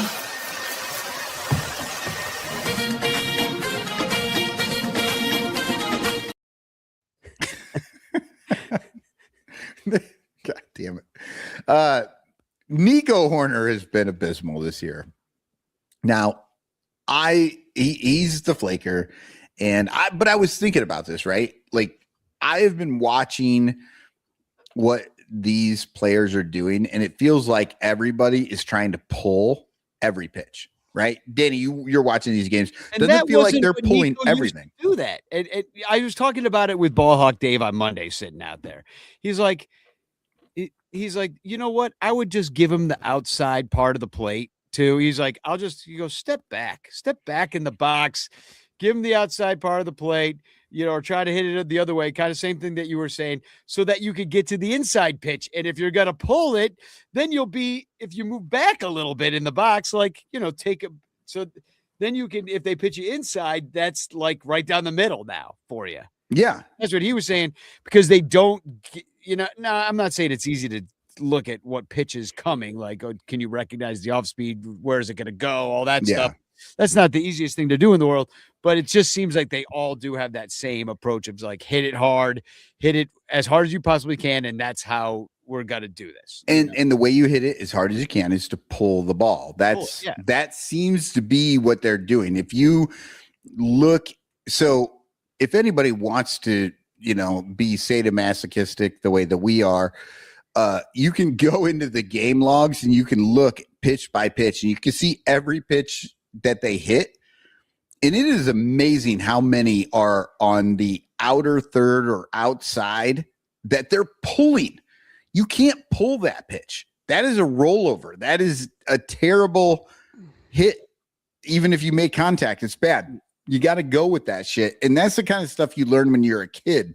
Yeah. And they always say, dude, Coomdog says it on the radio constantly. He's like if a guy's in a slump and then he starts taking the ball the other way and he gets hits with it, they're like, oh, he's coming out of his slump. That's what they always say. The moment that they start hitting it the other way, then they finally understand, like, oh, that's the timing that I need. That's how I make contact. I'm seeing the ball again. Okay. No, I agree. So and I'm going to put up, by the way, their stats here. This is just this last week. Okay. This is not just as you tell us about. I don't think it's much different. Anyway. You got Nico Horner here, but there's a couple of guys that could probably be on this list. I mean, Nico's way worse. Look at that OPS for the week. He's got his batting average over the week is 0.48. Yeah. I almost have that batting average, and I'm still in Iowa. Yeah, you're like a Conforto with just one walk. 0 for 5 on the week. 3 strikeouts. That's you. Well, okay. So all of this stuff that we've just been talking about, Danny, we are not incorrect in that's a terrible approach to have to try to hit outside pitches and pull them. Unfortunately, that is not Nico's problem. I went to Fangraphs and I looked at his spray chart because this is how you do it, people. You don't look at the numbers and then make the numbers work. You figure out what you see and then you go see if the numbers support what you see. The numbers do not support what I'm seeing. His spray chart for 2026 is almost fucking identical to his spray chart for 2025. Dude, yeah. And you wonder if it really is some bad luck that he's kind of hitting into. It's so weird because he's night and day different hitter right now. And the fact that the balls that he's hitting are literally going the exact same places. I mean, he's got 4 home runs this year and he's at about half the amount of at-bats, and he had 10 home runs last year. So he's a little bit behind even on homers, like on the power. It's ugly for what he's doing. So, I mean, I don't know. But here's another thing. The whole idea of lineup construction, everybody hates talking about lineup construction, except for me, because I actually believe that it can make a difference. When they pulled him out of the number 2, it did not help him. And I think it actually hurt him. And I think it continued to hurt him the further down he went. Now that they've moved him back up to number 2,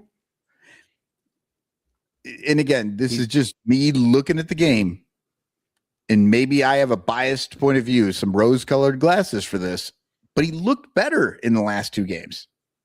I don't know.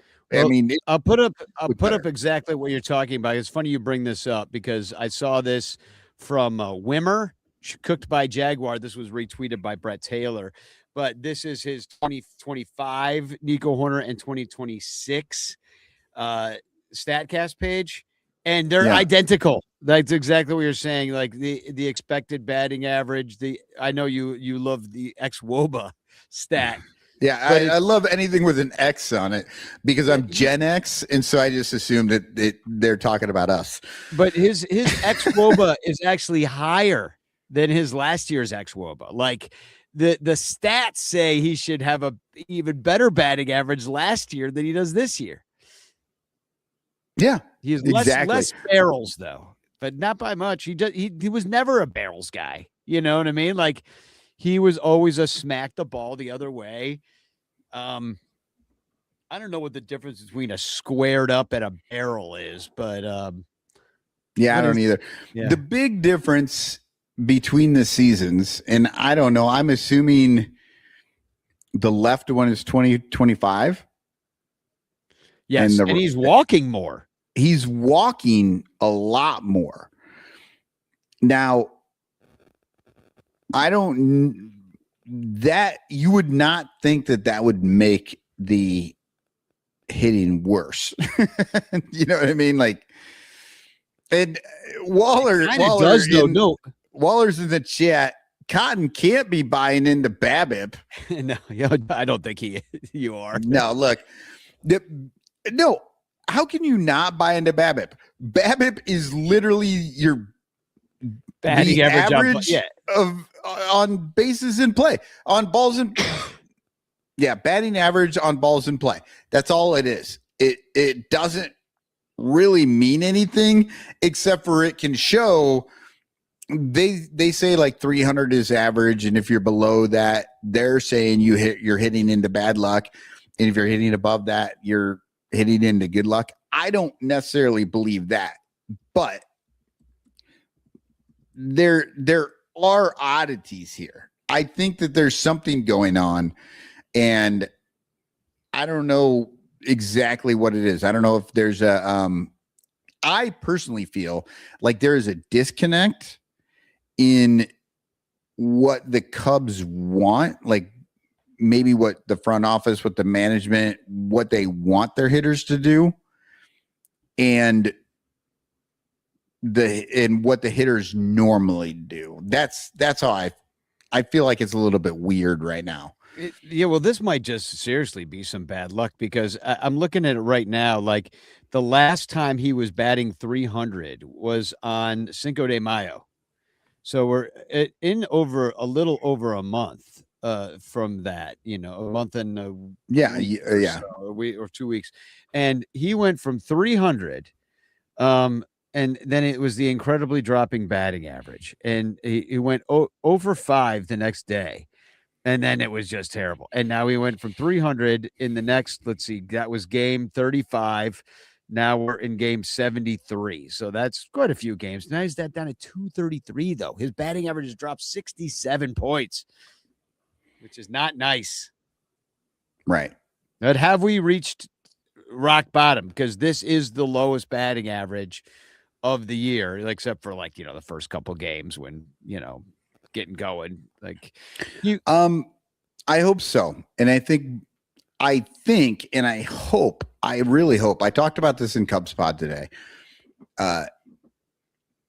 In the second inning of last night's game, everybody was going opposite field. Everybody. Like the in Cubs. One inning anyway. The second inning. Yeah. The Cubs are, even if it's not Nico, the Cubs are generally a pull hitting team. Like they are just trying to pull everything. And when you do that, the defense can set up for you. And I think that's what's happening because Waller is talking about it in the Cubs spot, how they are doing so well getting guys on base and they just can't bring them in. Well, and I think the difference there is literally when there's guys on base, they're trying to pull the ball. They're trying to hit home runs instead of make contact and hit singles and doubles, right? They're swinging out of their shoes. They're trying to pull everything. And because of that, their pitchers can pitch outside so that the ball that they're trying to pull is a rollover and they can position the defense for it. Whereas in the second inning last night, all those balls going to the opposite side, there was just nobody there to pick the ball up. That's why that was working. Like they weren't great. I mean, we had 75 mile grounders, 75 mile per hour grounders that were getting hits. It's because there's nobody there. And that's the thing that all the old school people talk about. You hit it where they ain't. And if they're going to pitch you outside, you got to hit it to the opposite field. Yeah, and then they'll have to do something else because they'll realize that you're just going to smack it the other way. And then you'll have to adjust again. But the Cubs have been very slow right now at adjusting from their pull side tendencies, it seems like. And Waller is bringing up here that there might be some big progression to the mean if some of these stats sort of even out. And that was Ian Happ's point on the radio the other day. He's like, listen, we are professional baseball players who have been doing this a long time. We're a veteran team. We think our stats are going to equal the back of the baseball card at the end of the year. And in the case of Ian Happ, he's been correct. He's not been wrong about that. But here's my problem with that scenario. It's not necessarily wrong, but everybody's acting like it's just, oh, well, it's just magic. It's just magic. There's no fucking reason behind it. We normally hit 280. So even though we're spent fucking 4 months hitting 200, yeah, in the end, we'll just hit fucking 350 to finish the season, and it'll be 280. Like, no, it's not fucking magic. You gotta have to trust that will happen for you. I mean, because it's not like Ian Happ's gonna like change his swing at this point of his career. Like, right. Waller is gonna go down to the minor leagues. He's gonna work on a few things, probably like do some pitch selection sort of thing because they figured out what to do to him, and now he's got to learn how to counteract that. Now he's young, he's still going to be doing these things, but Ian Happ's not going to change at this point. No, Suzuki's not going to change. Dansby Swanson's not going to change. They just have to literally. But here's the thing. Here's the thing. It's the communication they're getting from their dugout, right? What should they be trying to do? And when you have a mindset that is, we just do the exact same thing and we don't care about the situation. You just always try to hit your best thing, right? That can sort of work for your individual numbers, but it can hurt the team. Yeah, because you need a sack fly sometimes. Like, hey, I heard you like going off about the Matt Shaw bunt. Like, you're like, that was incredible. Was that who bunted? Yeah. Yeah, Matt Shaw like fucking bunted for a single. Finally. Well, and there's been times that I'm like, why didn't PCA bunt? It's because he knows how to hit dongs, but so does Matt Shaw. We can certainly in a situation, sometimes that's exactly what you need. And especially if they're going to play you like you're not going to bunt. If they're going to play back, then you just fucking do it. Yeah. Waller says in the chat, it's not a given, but is Dansby really a 176 hitter? No, he's not. And the fact that so many of these hitters are all failing at the same time makes me think that there is a message that is being sent to this entire lineup about how they should be approaching things and what they should be doing. John Bailey was there the last time the offense broke too, remember? That is messing with people. It's messing with people. And the other day, when they started to change up how they were hitting, it worked. And it's funny, Danny, that you said Ian Happ is not going to change his swing. You're right. And here's something that may shock people. Ian Happ is actually a really good fucking hitter. And it seems like they told Ian Happ, hey, we need you to start hitting opposite field. And Ian Happ fucking hit opposite field that day. Like, he can do that. I think Ian Happ is actually a good enough hitter. He can fucking do that. But what he's not good at is hitting home runs all the goddamn time. Nobody is. So if they want him to hit home runs all the time, he's going to hit into a lot of outs. Yeah. But if they're like, hey, strikeout, which is what the case was for a while there, he was striking out half the time. Oh God, just horrendous. Yeah. But if they're like, Ian, we want you to just get hits, drive people in, just, oh my God, I think Ian Happ could have a resurgence. if that's the message he's getting. But if the message he's getting is hit home runs, it's going to fuck with him. Don't those guys know that even a productive out is not going to cause? I mean, if you can call it a sack in any way, then it's not going to count against your runners in scoring position numbers. Yeah, Waller's excited because you and Waller agree finally on something. That's actually what's funny is that Waller and I agree on a lot of things. We just agree for different reasons. Yeah, it's even more frustrating for everybody. Yeah, so, exactly. Which is why I think that, like, honestly, I think the Rancher crew could fucking manage this team very well because we have differing ideas that we talk about and we go through and we argue about. But ultimately, our dream is that the team wins, and we don't really give a shit. I don't give a fuck if PCA makes the All-Star team. I really don't care. What I care about is if the Cubs win, which is why I have always advocated for Ian Happ to be at the top of this fucking lineup, because even though it doesn't make any goddamn sense, the Cubs win a lot when he's at the top of the lineup. Now, he doesn't like it. It hurts his feelings. I have backed off that position now that we have PCA there, because I really do like PCA there. And when he first moved up there, I was a little bit like, yeah, this is going to fucking suck. This isn't going to work. But man, I think he's got a game one zip. Nice to start a game one zip. It really is. And I think that he's got that energy. Like, I think it helps him specifically because he's the guy that wants to get in there and kill something now.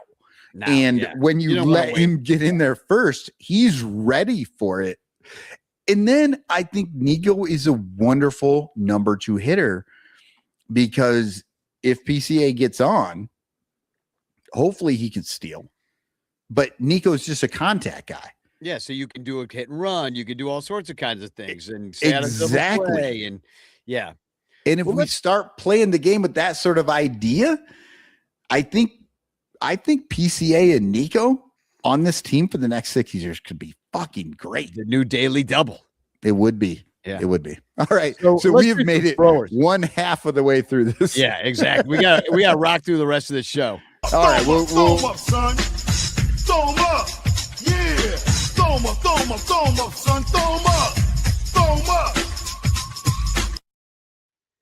Yeah, I will go quick. The whole Nico Horner thing was just very interesting to me. So that made it go it much is longer. Related. At least this time we didn't go off on a tangent about something stupid. All right, the throws. Look, Ben Brown has been lights out. I could totally give him the throws, but I gave it to him last time 2 weeks ago. He wasn't that good this last time either. Like, did you see his numbers? He is still deserving of it, but he's giving up hits. Look at this. Look at this. Oh no, that's the wrong one. Look at this. They're batting 350 off him in his 5 innings. Yeah. Well, this week. Small sample size, but very, very small sample size. Well, you are going to like then, because the guy sitting at the top is the guy that I gave the throws to, Javier, the S-Man Assad. He has had 3 starts in the last 2 weeks, 18 innings, and only given up 2 runs, both of which were solo home runs. By the same guy. Yeah. So it's like only 2 home runs of his whole career. That was fucking insane that Sterling Thompson hit his first 2 home runs back to back like that, like off of the same pitcher. It's fucking ridiculous. But anyway, yeah, he has a 0.61 whip in the last 3 games, and teams are hitting 150 against him, which those are literally the best numbers out of the starters, including Ben Brown, who is close to those numbers. In the bullpen, our favorite, Ryan Rollison. I'm going Ryan Rollison. He's as no name as they get, but he was called on to pitch 8 innings in 6 different games in the last 2 weeks. That's more pitching than anyone on this team except for the starters. In those games, he's given up 3 hits. He's walked 2. He struck out 11. And he's got a .63 whip and a 115 batting average against. Ryan Rollison has been on it these last 3 weeks. Do you know how the last Cubs 2 weeks got Ryan Rollison? I assume he was a DFA or some bullshit, right? Well, it all started when he was picked in the first round by the Rockies in 2018. That's how this all started for him. And he was with the Rockies this entire time, only making it up to Colorado in 2025. At which point he was purchased by the Braves, then released, and then selected off waivers by the White Sox from the Braves, who released his ass. And then we selected him from the White Sox. And so that's how he's on the team. Wow. So he had one of those off seasons where he just had 3 different teams when he didn't pitch for any of them, but they just kept like moving him along and like getting the next best guy. But it was a first round pick that they're trying to, I guess, find some juice in, and they're finding it. Yeah. I mean, and this is the thing. He's good right now, but the Cubs bullpen does this. They find guys, they run them until they literally die. Like they just struggle. And so they have these like great stretches, and on a good year, they replace these guys. They do 3 different bullpens and they get the guys out there doing it. And when we move into this flake or the blows, we're going to talk about one of those guys. Are we ready? Yeah. Okay. Here we go. Just put your lips together and blow.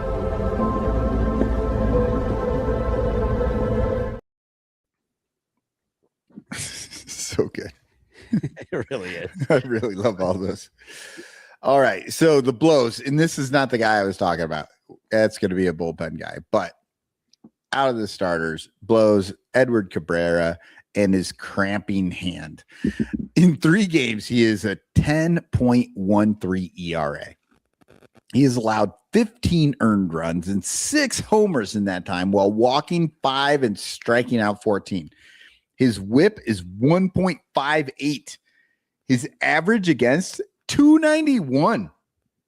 Teams are almost hitting 300 against this starter. Like, that's horrendous.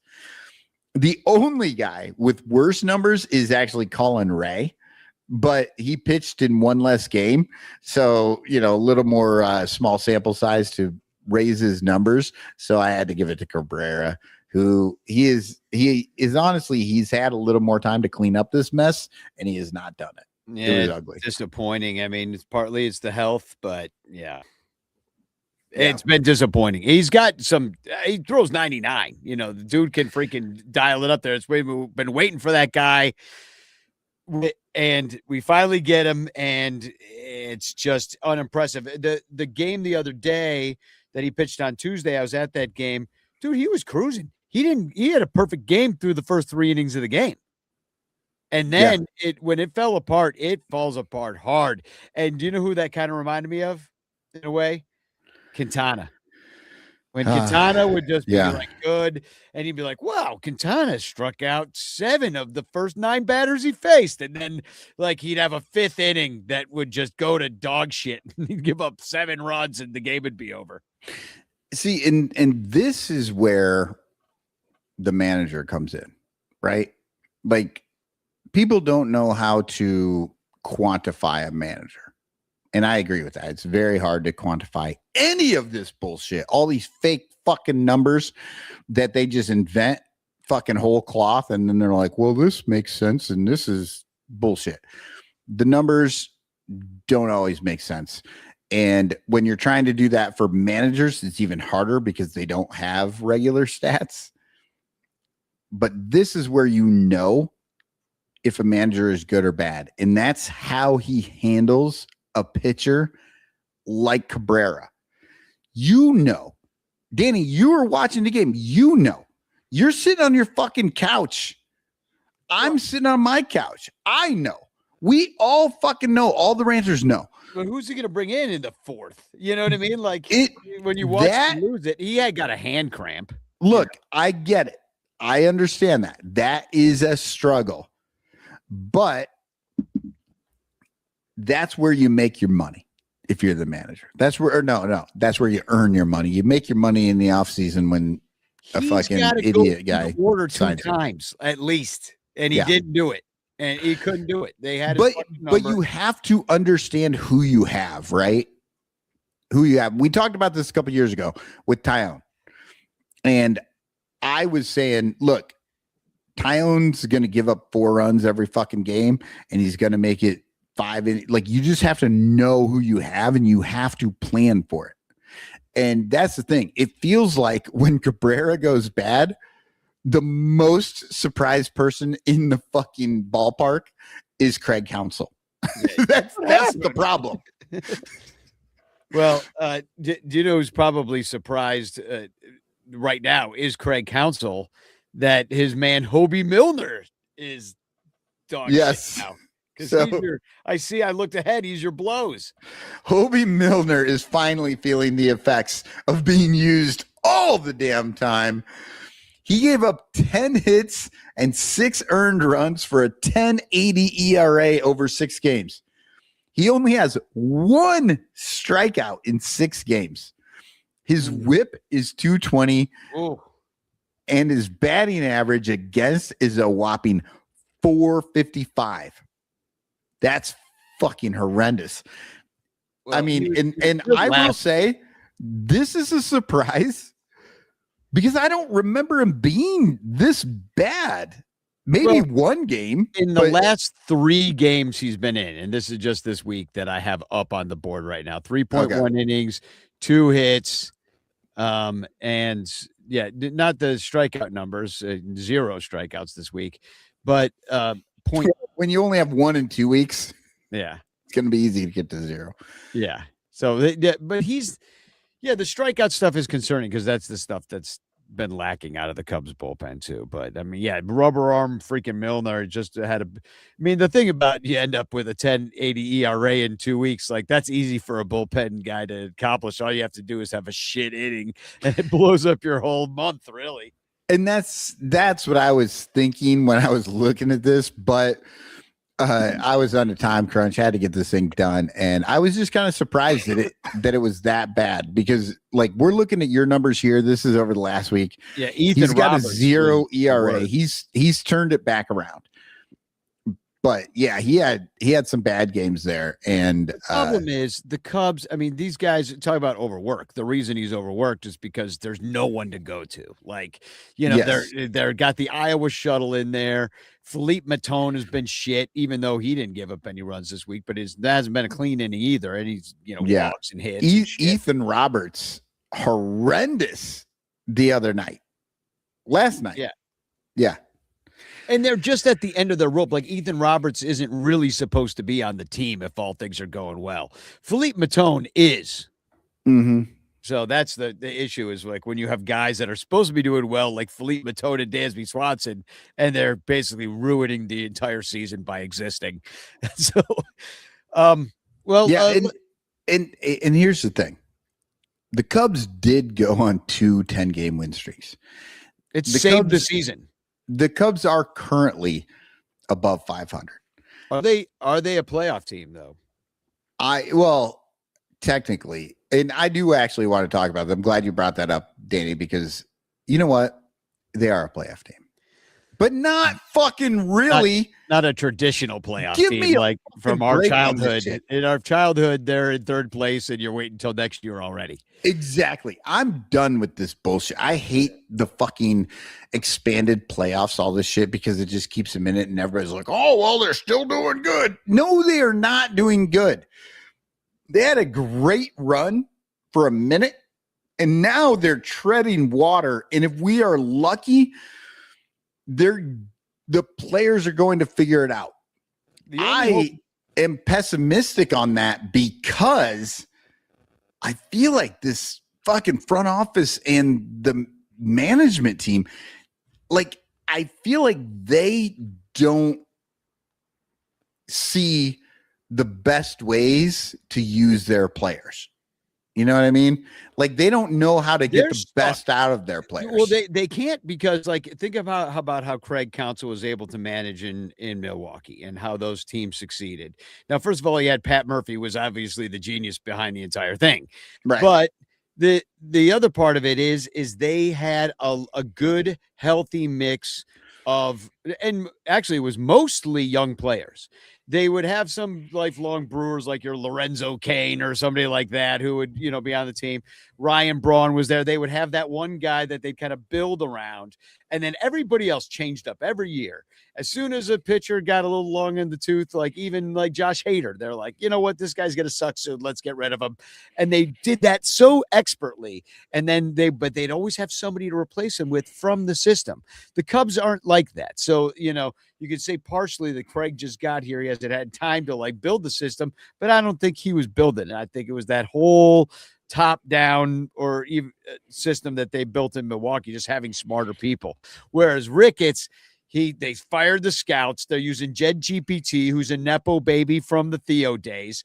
You've got now they think that just spending money on a manager makes them do better. It doesn't. Like, Craig was part of a team, and now he's here, and they're like, well, he probably got there the first day and sat down with Jed, and Jed's like, okay, so what are we gonna do? Like, and he asked that to Craig. So what's the plan? And Craig would be like, well, I thought you guys had a plan. It's like, oh, no. That's why we hired you. Or, or on the flip side, Jed sat down and said, this is what we're going to do. And Greg's like, wait a second, but I wanted to taking your $8 million away. Yeah. No, you're making $8 million to listen to me, asshole. Yeah. And fix things in mid game. Yeah, it would be nice. Nobody's going to want to talk about loser teams in the future, but if, like, for whatever reason we're alive in 20 years and like we somehow like think back to the fucking Dansby Swanson Cubs of the mid 2020s and we reminisce about this on a sadder moment in our lives, maybe at a funeral or something like that. Maybe at Dansby's funeral. Yeah, exactly. When we're somehow invited. We crash it. Yeah. By the way, we're the only ones cheering. Lyle is not here because he is at a funeral. So, yeah. And it is a funeral for the Cubs season, unfortunately. Yeah, no, it's like if we look back and do like look back at this team and see what happened that we think went wrong. I think we will look to the fact that it was just the smartest guys in the room with the best quote unquote players on the team that somehow just did all the wrong things because they could not work together to make a plan to actually win baseball games. Like, they were so concerned about the back of their baseball cards and what is supposed to work as opposed to what does work. Yeah, and I've been saying this for a long time, and I know, Danny, you agree with me here. It's an art. It's not right, and they're not math. Doing the art. They're just mathing everything. Yeah, they're mathing and they're looking at the past. It's all past. All stats are past, and they think that these guys can just fit in. And fucking, like, it doesn't matter who you are. We're just going to stick you here and you're going to do the thing. And they're cogs in a machine to these guys. And that's not how humans work. And that's one of the major problems. And I will have to say, you talk about that, like, looking back. Well, you know who's looking back right now? The lovable reunion. And what is the thing that they keep talking about with Joe Madden? Oh, Joe. Yeah. Joe just let them be themselves. Like, he gave them the autonomy to be themselves. He did give them direction, but he let them do their thing and helped. He looked at their thing and tried to help them be better at that thing rather than look at their thing and say, you know what, you shouldn't do it. You should do something else. Like, that's what I'm taking from it. And it's maybe the worst thing that could happen to the Cubs this year is the Lovable Reunion podcast, because you cannot listen to that fucking thing and not watch this team and just go like, what the fuck is they're doing? Like, dude. And I also think that I very much was way too hard on Joe, and maybe you as well. Joe was one of Joe toward the end of his career. With to the end of his time with Chicago, we were on him about the changing of the lineups and the switching of things and all this stuff, right? But we were kind of new to the Jedness of all of this. And I think as we've moved forward through the Rossi era, through the council era, I think what I'm seeing, and I honestly probably wouldn't have seen this except for the Lovable Reunion made me think a lot more about it. Like I said, it's the worst thing to happen to the Cubs is to remind us how good it was 10 years ago.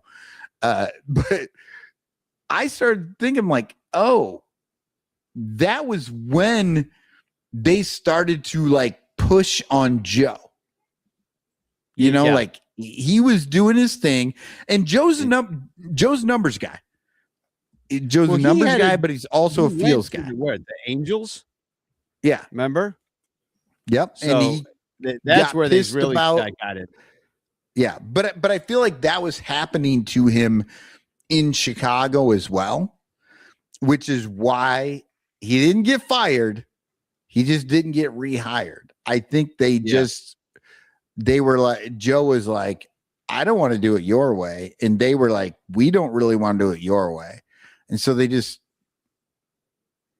parted ways. Like it was, amicable, I guess. They just chose. But I feel like a lot of the shit that we were pissed about when Joe was here, same shit we're pissed about with Rossi, same shit we're still pissed about.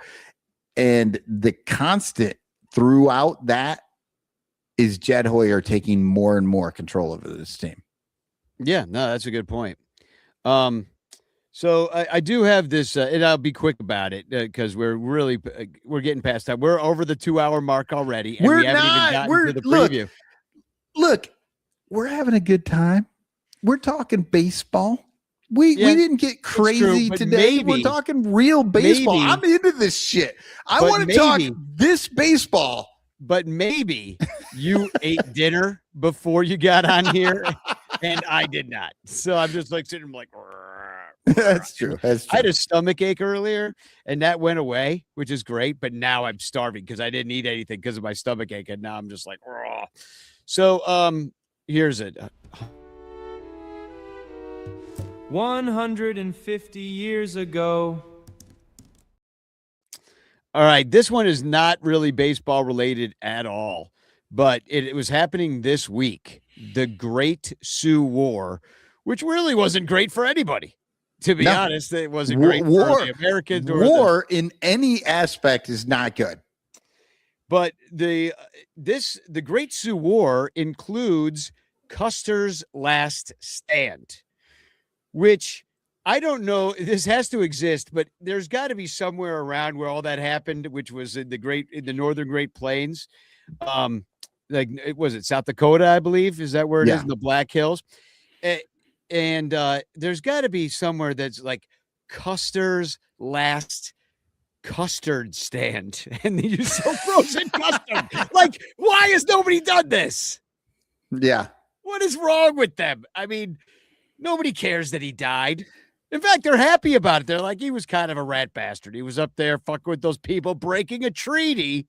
No, he was an asshole. Like, that's the thing. We all learned that it was like this sad thing that Custer got his ass whipped, but no, That was the fucking good outcome. Yeah, because they were up there. They found gold in the Black Hills, and they were like, "Hey, remember all that land that we said you could have?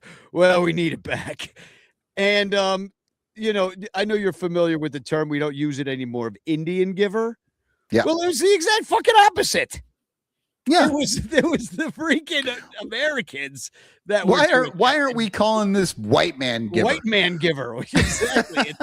It Doesn't roll off the tongue the same. Everything you learn, exactly. Everything you learned as a child is wrong.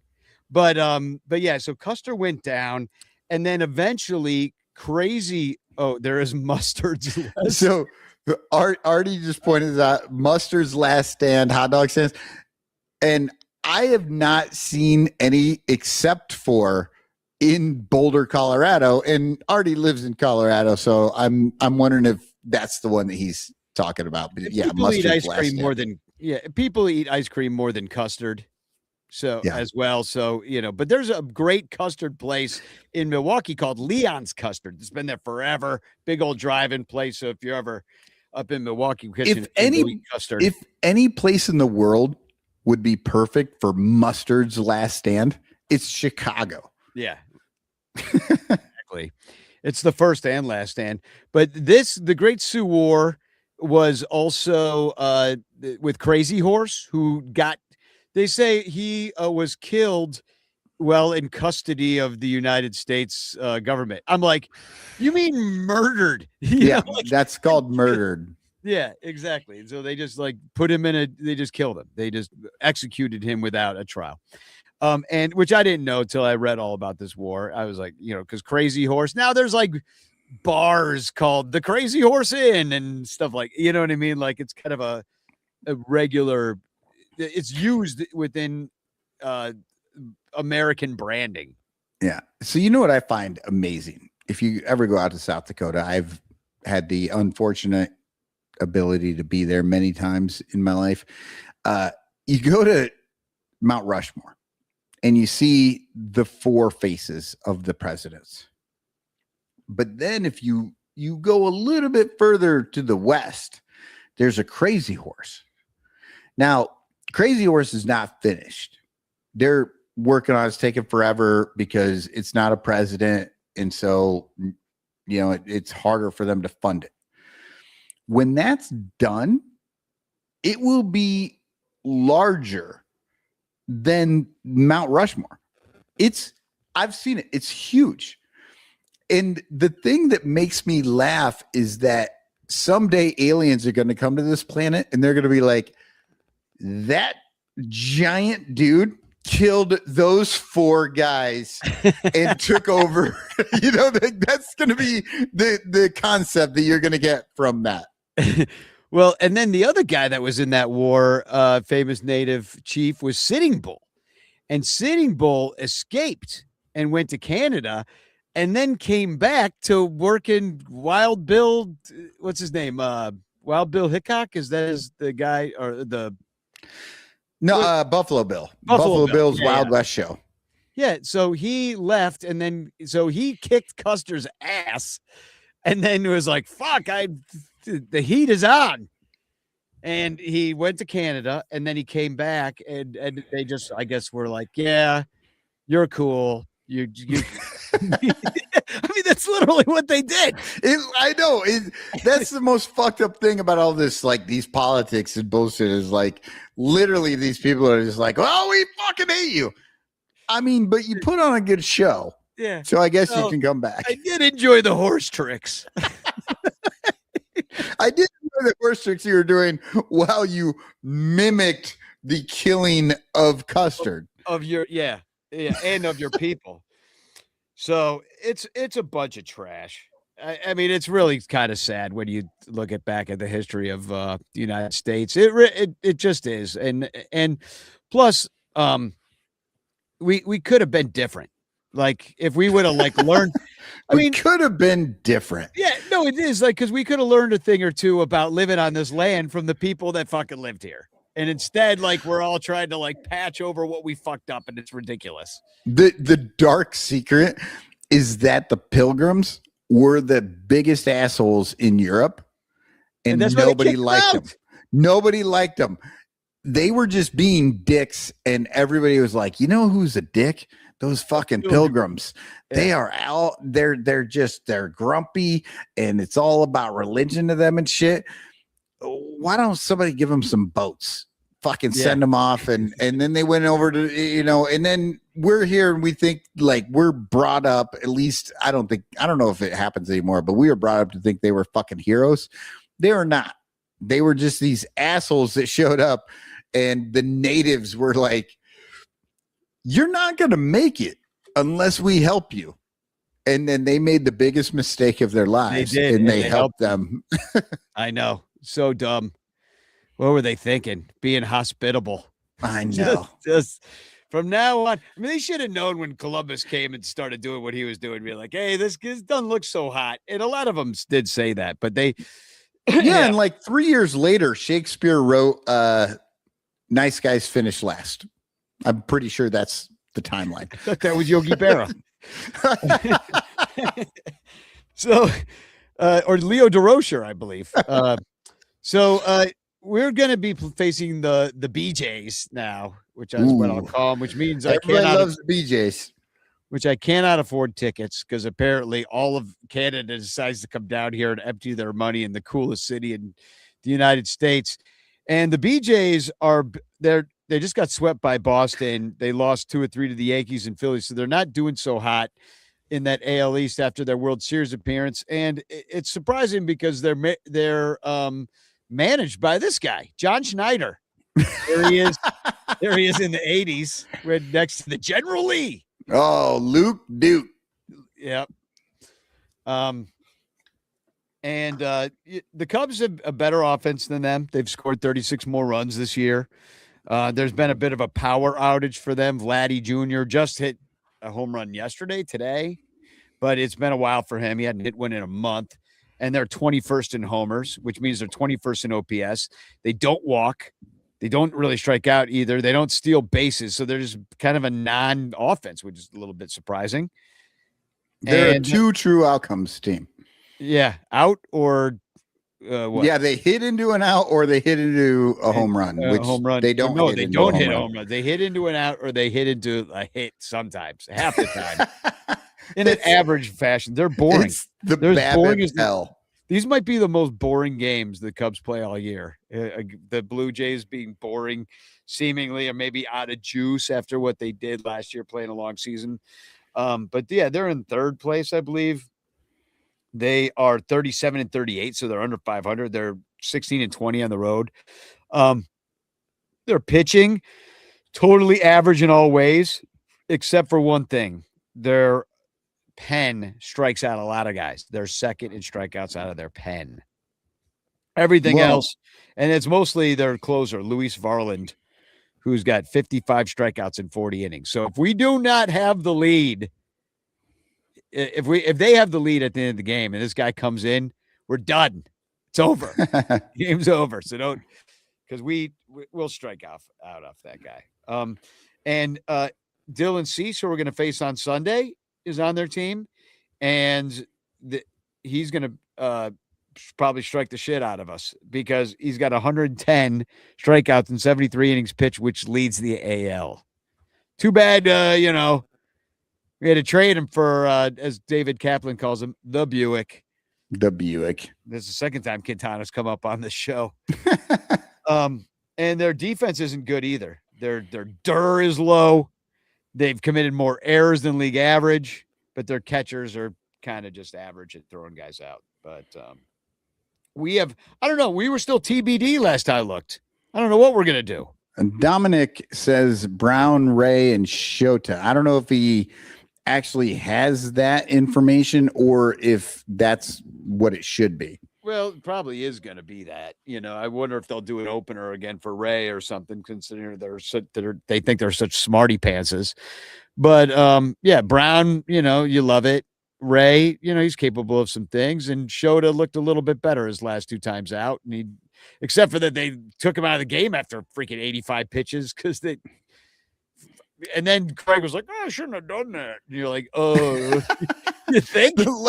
like I have said earlier, like that's where he should be making his money is on some of these decisions, and he has no clue what his Just players. Like, oh, I want him out of there before he gives up a 3-run dog, but he is cruising.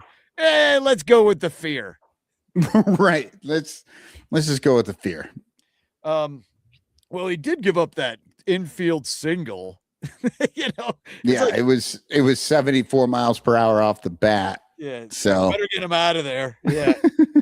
And then we're going up against a couple of vets. I guess Cease is kind of a vet now. He's been around for a while, but Gaussman, 3.41 ERA. He's a good pitcher. Corbin, who I can't believe is still around. Didn't he pitch for the Brewers forever? Patrick Corbin? No, he was with the Nationals. Oh, and he was with, I mean, he been with a few teams recently. He was with the Diamondbacks for a while. Okay. Yeah. Yeah. And then, I mean, I'm not sure where his last stop was before the Blue Jays, but we'll see him this weekend in a Blue Jays uniform. He's got a 4.37 ERA, which, he would have been like our Tyone kind of thing. You know what I mean? Except for Tyone's way worse, and he's not even here. Corbin's at least pitching. How old's Patrick Corbin? I'm gonna look that up real quick. He's younger than Corbin Burnson, which is the only number because Corbin Burnson was in the movie Major League. I can never separate those two people in my mind. Yeah, he's 36 years old, and he was with Texas last year. He was with Washington before that, Arizona before that. It's ridiculous. We are old as shit, and we're just like, this dude's old. And then we're like, oh, he's fucking 15 years younger than us.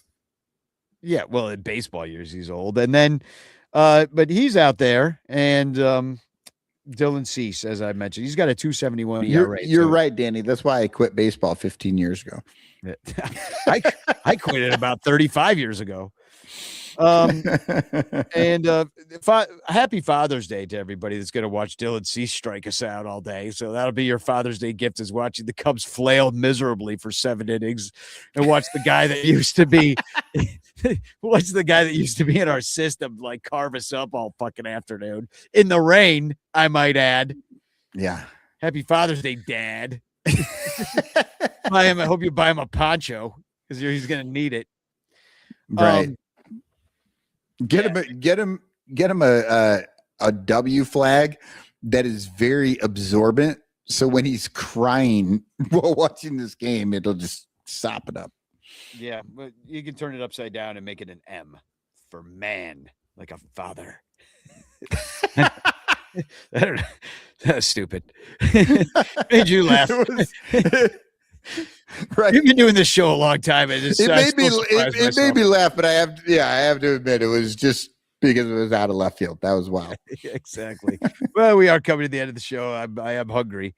So I got some great news about John Baker Day. We're going to do it on 7:30, July 30th. So it's all going to be online. John's going to come on the show. So is Will Baker, his brother, who helped me with the trombone parts. And as part of it, I talked to Joe from Obvious Shirts. He's making a John Baker Day collection with a couple different phrases, which we have yet to put up the store yet, but it'll be like in the classic Obvious Shirts style, it's available in the different colors that we could do, the dark blue, the light blue, that kind of stuff. But one thing that I'm really excited about is I want to do phrases like the night the backup catcher got the win, things like that. But one thing we're going to do, are you familiar with the shirt that is the 2016 Game 7 World Series that's just the box score that has the 10 innings? Yes. Yeah, and it's in the green of the scoreboard look. Yep. It's just the 10 innings, even though the game wasn't played at Wrigley.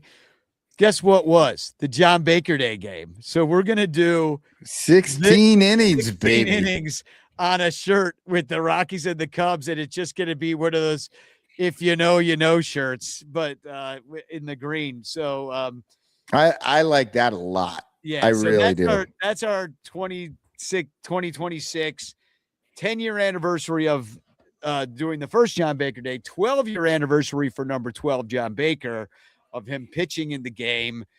And we're going to take it online. We're going to sell this shirt. And Joe said that all of the proceeds from selling the John Baker Day shirts are going to be donated to Trapdoor Theater, which is producing The Game, which is my musical that I've written. Nice. So it's non-for-profit donation. On top of that, I've had a conversation with Levante because I've told him, because we're still tithing our Patreon to him, the 10% that we give him. But what we're doing is Levante and the Lost Boys is going to be the partner organization for The Game next summer. So not only are we writing grants to bring the show to the South Side so that we can bring it down there and do concerts for the kids, bring them to the North Side to come to the theater as well, because this show, surprisingly, even though I wrote it, is appropriate for kids to see. It is. Like it everything is. else I've done. It's a lot of dad and kid jokes. There's no like foul language or anything like that. I cut the smut. I'm like, Yeah. I cut the smut because it wasn't really serving me. But anyway, we're going to raise even more money for the Lost Boys in the aggregate, I think, when we sell all these tickets and have their QR code front and center in our program that we're going to make, and call out them as our sister organization in front of every show, put their logo on the posters. Like, we're going to do a lot more than we're able to do with just this show. So we're just kind of like raising money for the show so we can raise even more money for Lost Boys. Just because I know that people would wonder, like, oh, we're not going to do John Baker Day for the Lost Boys. And we are really ultimately. But we're going to do it in this different way that allows me to get this show up. But we'll have more to announce on that, including because I haven't talked to him about it yet, except for a little bit. We're going to do a matching gift situation where somebody, and I'll see if he might want to be anonymous, is going to step up and do like a matching gift for all the donations that we make during John Baker Day. So, ooh, nice. So everything we raise, it's going to get matched up to a certain number. So that's really awesome. That's really I've been cool. working on all this stuff. So I'm really excited about it. Plus, just to show you, I'm going to put my fucking money where my mouth is. Almost everything I have of value is going out in a raffle. So the Javi, the Matt Cameron's permanent paintings, Javi, this is an original. That's going. Pedro Strope sign camera. I'm going to raffle that off or auction it, depending on I'm talking to Crawley about that. I've got Ernie Banks signed Steins that are sitting there. I'm even considering selling the Cubs urn that I was to be buried in. It's worth like $600. I might buy that just because I want to own your death. I want to make sure you're in there, buddy. I want to know. I want to pass that down through my family. If you want, I will. 4 generations, they'll be like, our grandpa was really weird. This is his podcast partner. And they're like, what the fuck is a podcast? Yeah. Well, I mean, I will even raffle off my dead body. Like, I would be like, I will sign a contract that the moment I die, I'm yours. Oh, I thought that's what we were doing. Like, I get the ashes, all this stuff. No, that's a different. I'm sure that's a different option with Nicole. Like, do you really want this shit? Oh, great. No, but even the Cubs earned.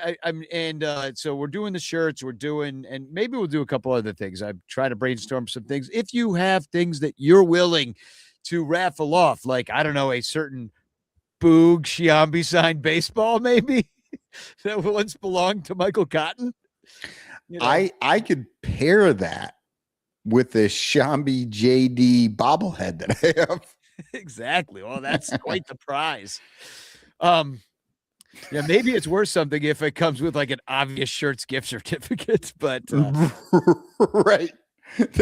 That would be one where I would have to pay somebody to take it from me. Yeah. Yeah. So anyway, I'm super excited. We're also going to be doing like obviously the donations and stuff because frankly, I need $60,000 to produce this show, to pay everybody money. I'm willing to go in as far as I can just because I wrote this thing and I was like, I spent a lot of time writing the shit. And so I'm at the point where like, well, if I don't get it up, then what was the point of it all of writing it? That's what she said. Yeah, I was waiting. I'd stitch things up. So anyway, thank you for everybody that's donated so far. I've raised $2,100 from the likes of you people. And so I had a great meeting yesterday and I'm excited to kind of like throw my juice behind this as opposed to, That's what she said. Exactly. So there still you're like the character in the sitcom that has no idea that they're saying all the dirty stuff. I'll straight man for you in my pride hat. So there is still a GoFundMe up there. And if you haven't donated so far, you should, because then, in fact, if you give $1,000 to this project, you get your very own actor. That is what I'm paying the actors. Like per guy, per person in the play, the actor, they'll work for $1,000. They will. It is not equity theater, people. So it's not a lot of money. They work really hard for $1,000. People do not understand how little people in the theater get paid. Well, I'm here to tell you. So if you would give $1,000 to any of these fundraisers, you're basically buying an actor. I will make them wear your name on their chest the entire play. Oh, like a NASCAR situation. Yeah, exactly. You can sponsor an actor. They'll wear a patch with your face on it. See, but here's what's fucked up. If I do that, it just says cotton and nobody understands. They just assume that's what the shit's made out of. Exactly. It's like, no, it's 100%. Well, actually, we can't afford costumes like that. We'll probably end up with polyester, frankly, maybe a poly blend. Could be rayon. Do people still wear rayon? I don't know. So I am singing the national anthem because I'm the only person that loves this country, apparently, according to my Twitter, as far as I can tell. I'm the only one that gives a shit. So I'm going to go out there, and I will say this too. I practiced it in the cemetery the other day, so I could really get out there and belt it out in the cemetery because nobody's around except the dead. And Ernie Banks climbed out of his coffin and took his hat off. Yeah, and he was like, "Good job, brother." So I'm singing it in South Bend on the 27th. So if you want to come out, I don't know that anybody's coming to this one. I was supposed to sing it with my sister, and even she backed out. She ended up having people in town, was like, got bad news. So I'm on my own. But unless you want to come sing it with me, Cotton, in case you, you know what? Sing the national anthem. Or I'll bring a kazoo. Yeah.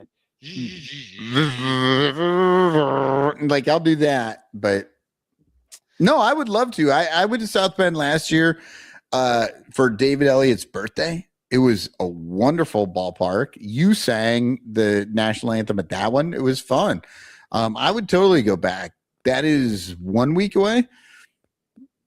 Sure. Yeah, 1 week. I might be able to pull that off. Yeah, on the 27th. Maybe I'll snatch up Alex. Alex, hit me up if you want to go. Maybe we'll run down there and then drive. It's a bit of a trek from Iowa, but but the last time I went, I drove down and I drove right back. It was only 12 hours on the road. Well, if you want to, you could just go back to Chicago and stay at my place and then drive the rest of the way. Yeah, that's fine too.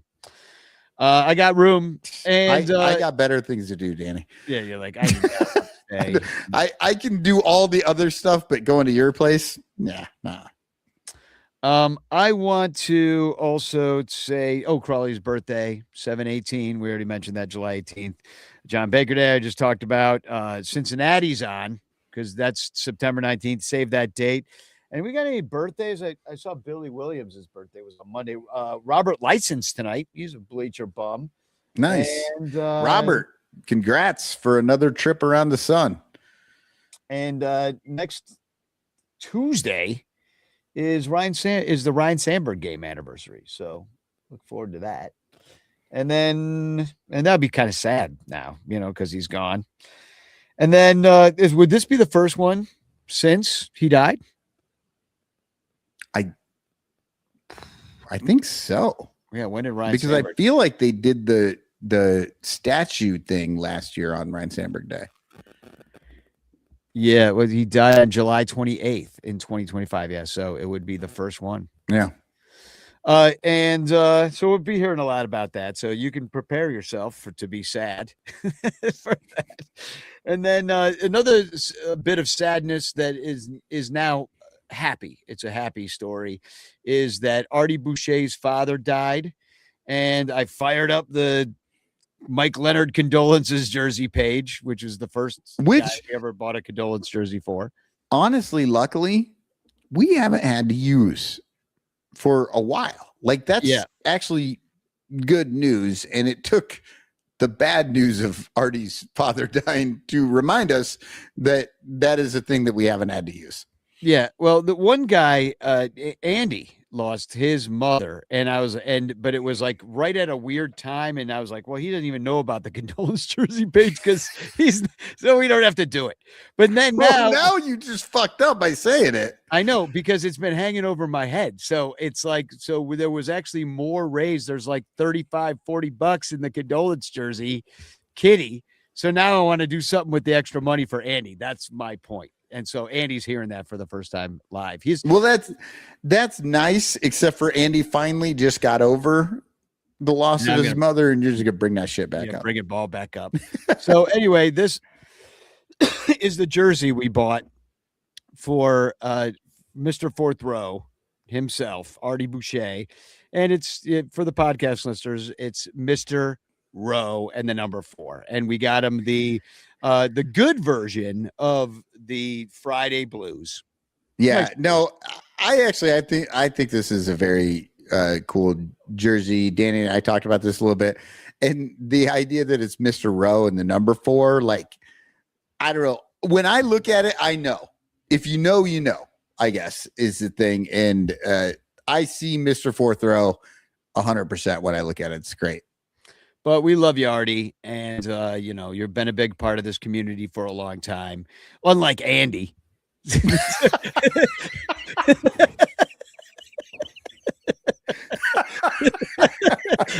who's brand new.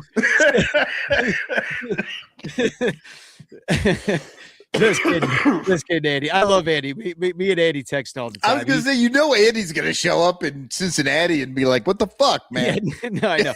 Well, that's why we have a great community, because like I could say things like this and Andy will think it's funny. But no, Andy's a great guy. We text all the time, and he actually did a weather report. He was in Boston the other day. Now he's in Bermuda. He's going from Bermuda to Boston. Is this guy CIA or something? Like, what's going on? Am I under investigation? Probably. But anyway, Andy, we love you too, but not as much as Artie, just because we've loved him longer. It's a more deep-seated love. So anyway, I'm making this worse. Sorry, I'm making it worse. I'm just having fun with everybody just because I can. I'm on TV. I can say whatever I want. Yeah, Andy says, watch it. Uh-oh. No, but Andy, we do love you too, and I'm gonna buy you something. So now you have to like me. So yeah, because that's the American way. That's the American way. I just throw money at you and make you like me. Well, it's the un-American way. Blue Jays fans always say A. Giants pitchers hate the gays. What a bunch of dorks. Let's go to New York, where the Mets languish in last place. Ha ha ha ha ha!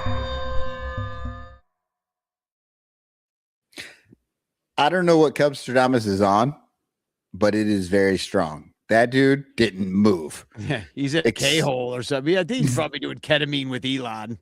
Yeah, but normally you see his arms moving around and there's like different shit popping in and out.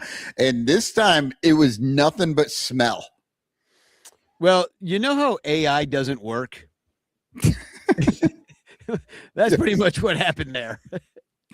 And that is my TFC, by the way, to get right into it. I know you said you didn't have one, and I thought I'd burn this earlier because I did ask ChatGPT, because I test it sometimes. Like, can it do the simplest of tasks? Like, tell me who's going to pitch for the Cubs this weekend, right? Oh, Just Jesus Christ. Who's going to pitch? That's all I wanted to know. And it knew the Blue Jays because they were announced. So it went Gaussman, Corbin, Cease. It was correct. But it very confidently told me that based on the Cubs' recent rotation, the likely starters are Cade Horton, Matthew Boyd, and Edward Cabrera. Which just couldn't be more incorrect unless they said Jose Quintana. And now that's the third time that the guys come up on this show. Cabrera's the only one that could possibly pitch there. Yeah. And that's only because I don't think the hand cramp's going to stop him. But I don't even think that's his day. It kind of would be because he pitched Tuesday, but he's not gonna. Maybe. Yeah. But then we had a day off, so it pushes everybody back a day. Yeah, exactly. Yeah. He's hurt, kind of. So, and fuck AI. It's all artificial. They don't know what the fuck they're talking about. You want the real news? You gotta tune into YouTube for 2.5 hours, and then dice. You might have to go back and rewatch 2.5 hours just to find out what the fuck we said that actually did make sense. Yeah, well, we've spent a good 45 minutes on the homophobic Giants and how awesome Pride was. True. So, all right, well, let's do the chance. And chance. And I'll play the song and I'll go eat food because my God, am I hungry. I really am hungry. So, and I even had bitch clock all set up ready to go to the wheel of grievances. Oh, that's the funny thing is that, like, people don't know, like, Danny will say, like, we need to speed this shit up. And then I look at the rundown that Danny puts together and I'm like, how in the fuck could we ever speed this up? Yeah. Hashtag chance in the chat. It's your last chance to get in the chance. And then we're just going to give this sucker away just about now. Oh, you know what? Oh, no, I did see Yumper's in there twice.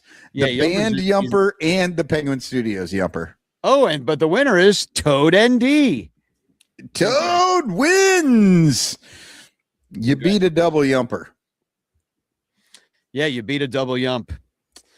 And I guess that's the show. I'm going to play the song 10 years ago because we were talking about how we were so much better back then.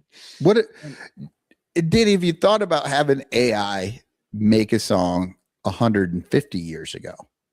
150 years ago. Oh, Jesus. All right. Well, thanks for sticking with us this long. We'll it's another weird schedule this next week. So we're going to try to do something with Britt as a pregame. I'm not sure which day, but it might be a weird day like Tuesday. So watch, I'll be announcing that at some point. We're trying to work it out with Britt. And the other thing is the Cubs play next Thursday in New York at night. So that game won't be over till 9. So I'm thinking, bitch clock show. There we go. Let's do it. And then we'll knock some of those suckers out. I'm sure we'll have more to bitch about by then. And we can and guess who we face after that? Milwaukee. So guess who's going to be on that bitch clock show, hopefully, is Eric Wheelo. Yeah. Who, yeah, he doesn't, bitch is not a verb for him. It's a noun. He's the bitch in the bitch clock. And who, this is now official and announced, is going to be a father. Oh, Wheelo! So unfortunately, his genes are going to carry on because that's just what this world needs is another him. Luckily, it's a girl. Oh, well. I honestly, I don't know if that's good or bad or what. Congratulations to Wheelo. This is so like him. This is the last Father's Day that he won't be a part of. Correct. Enjoy it, Eric. All right. Well, Spagog. Spagog. 10 years ago, we cried in the stands.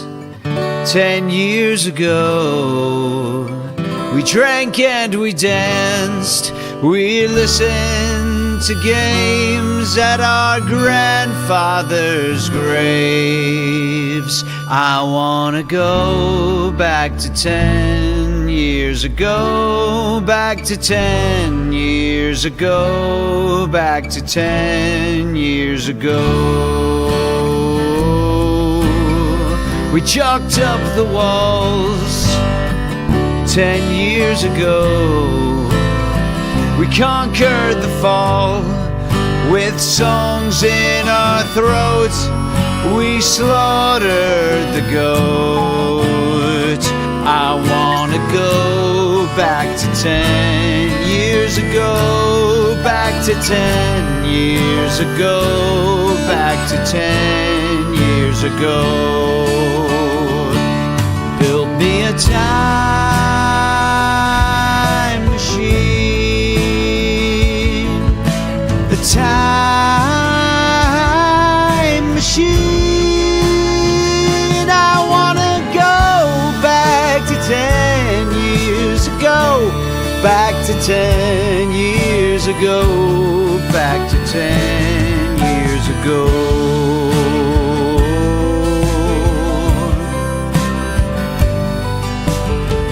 10 years ago, we laughed through the tears of a century's years. I wanna go back to 10 years ago, back to 10 years ago, back to 10 years ago. When we were all young, 10 years ago, we finally won. Hey, family and friends, let's remember when. And we can go back to 10 years ago, back to 10 years ago, back to 10 years ago.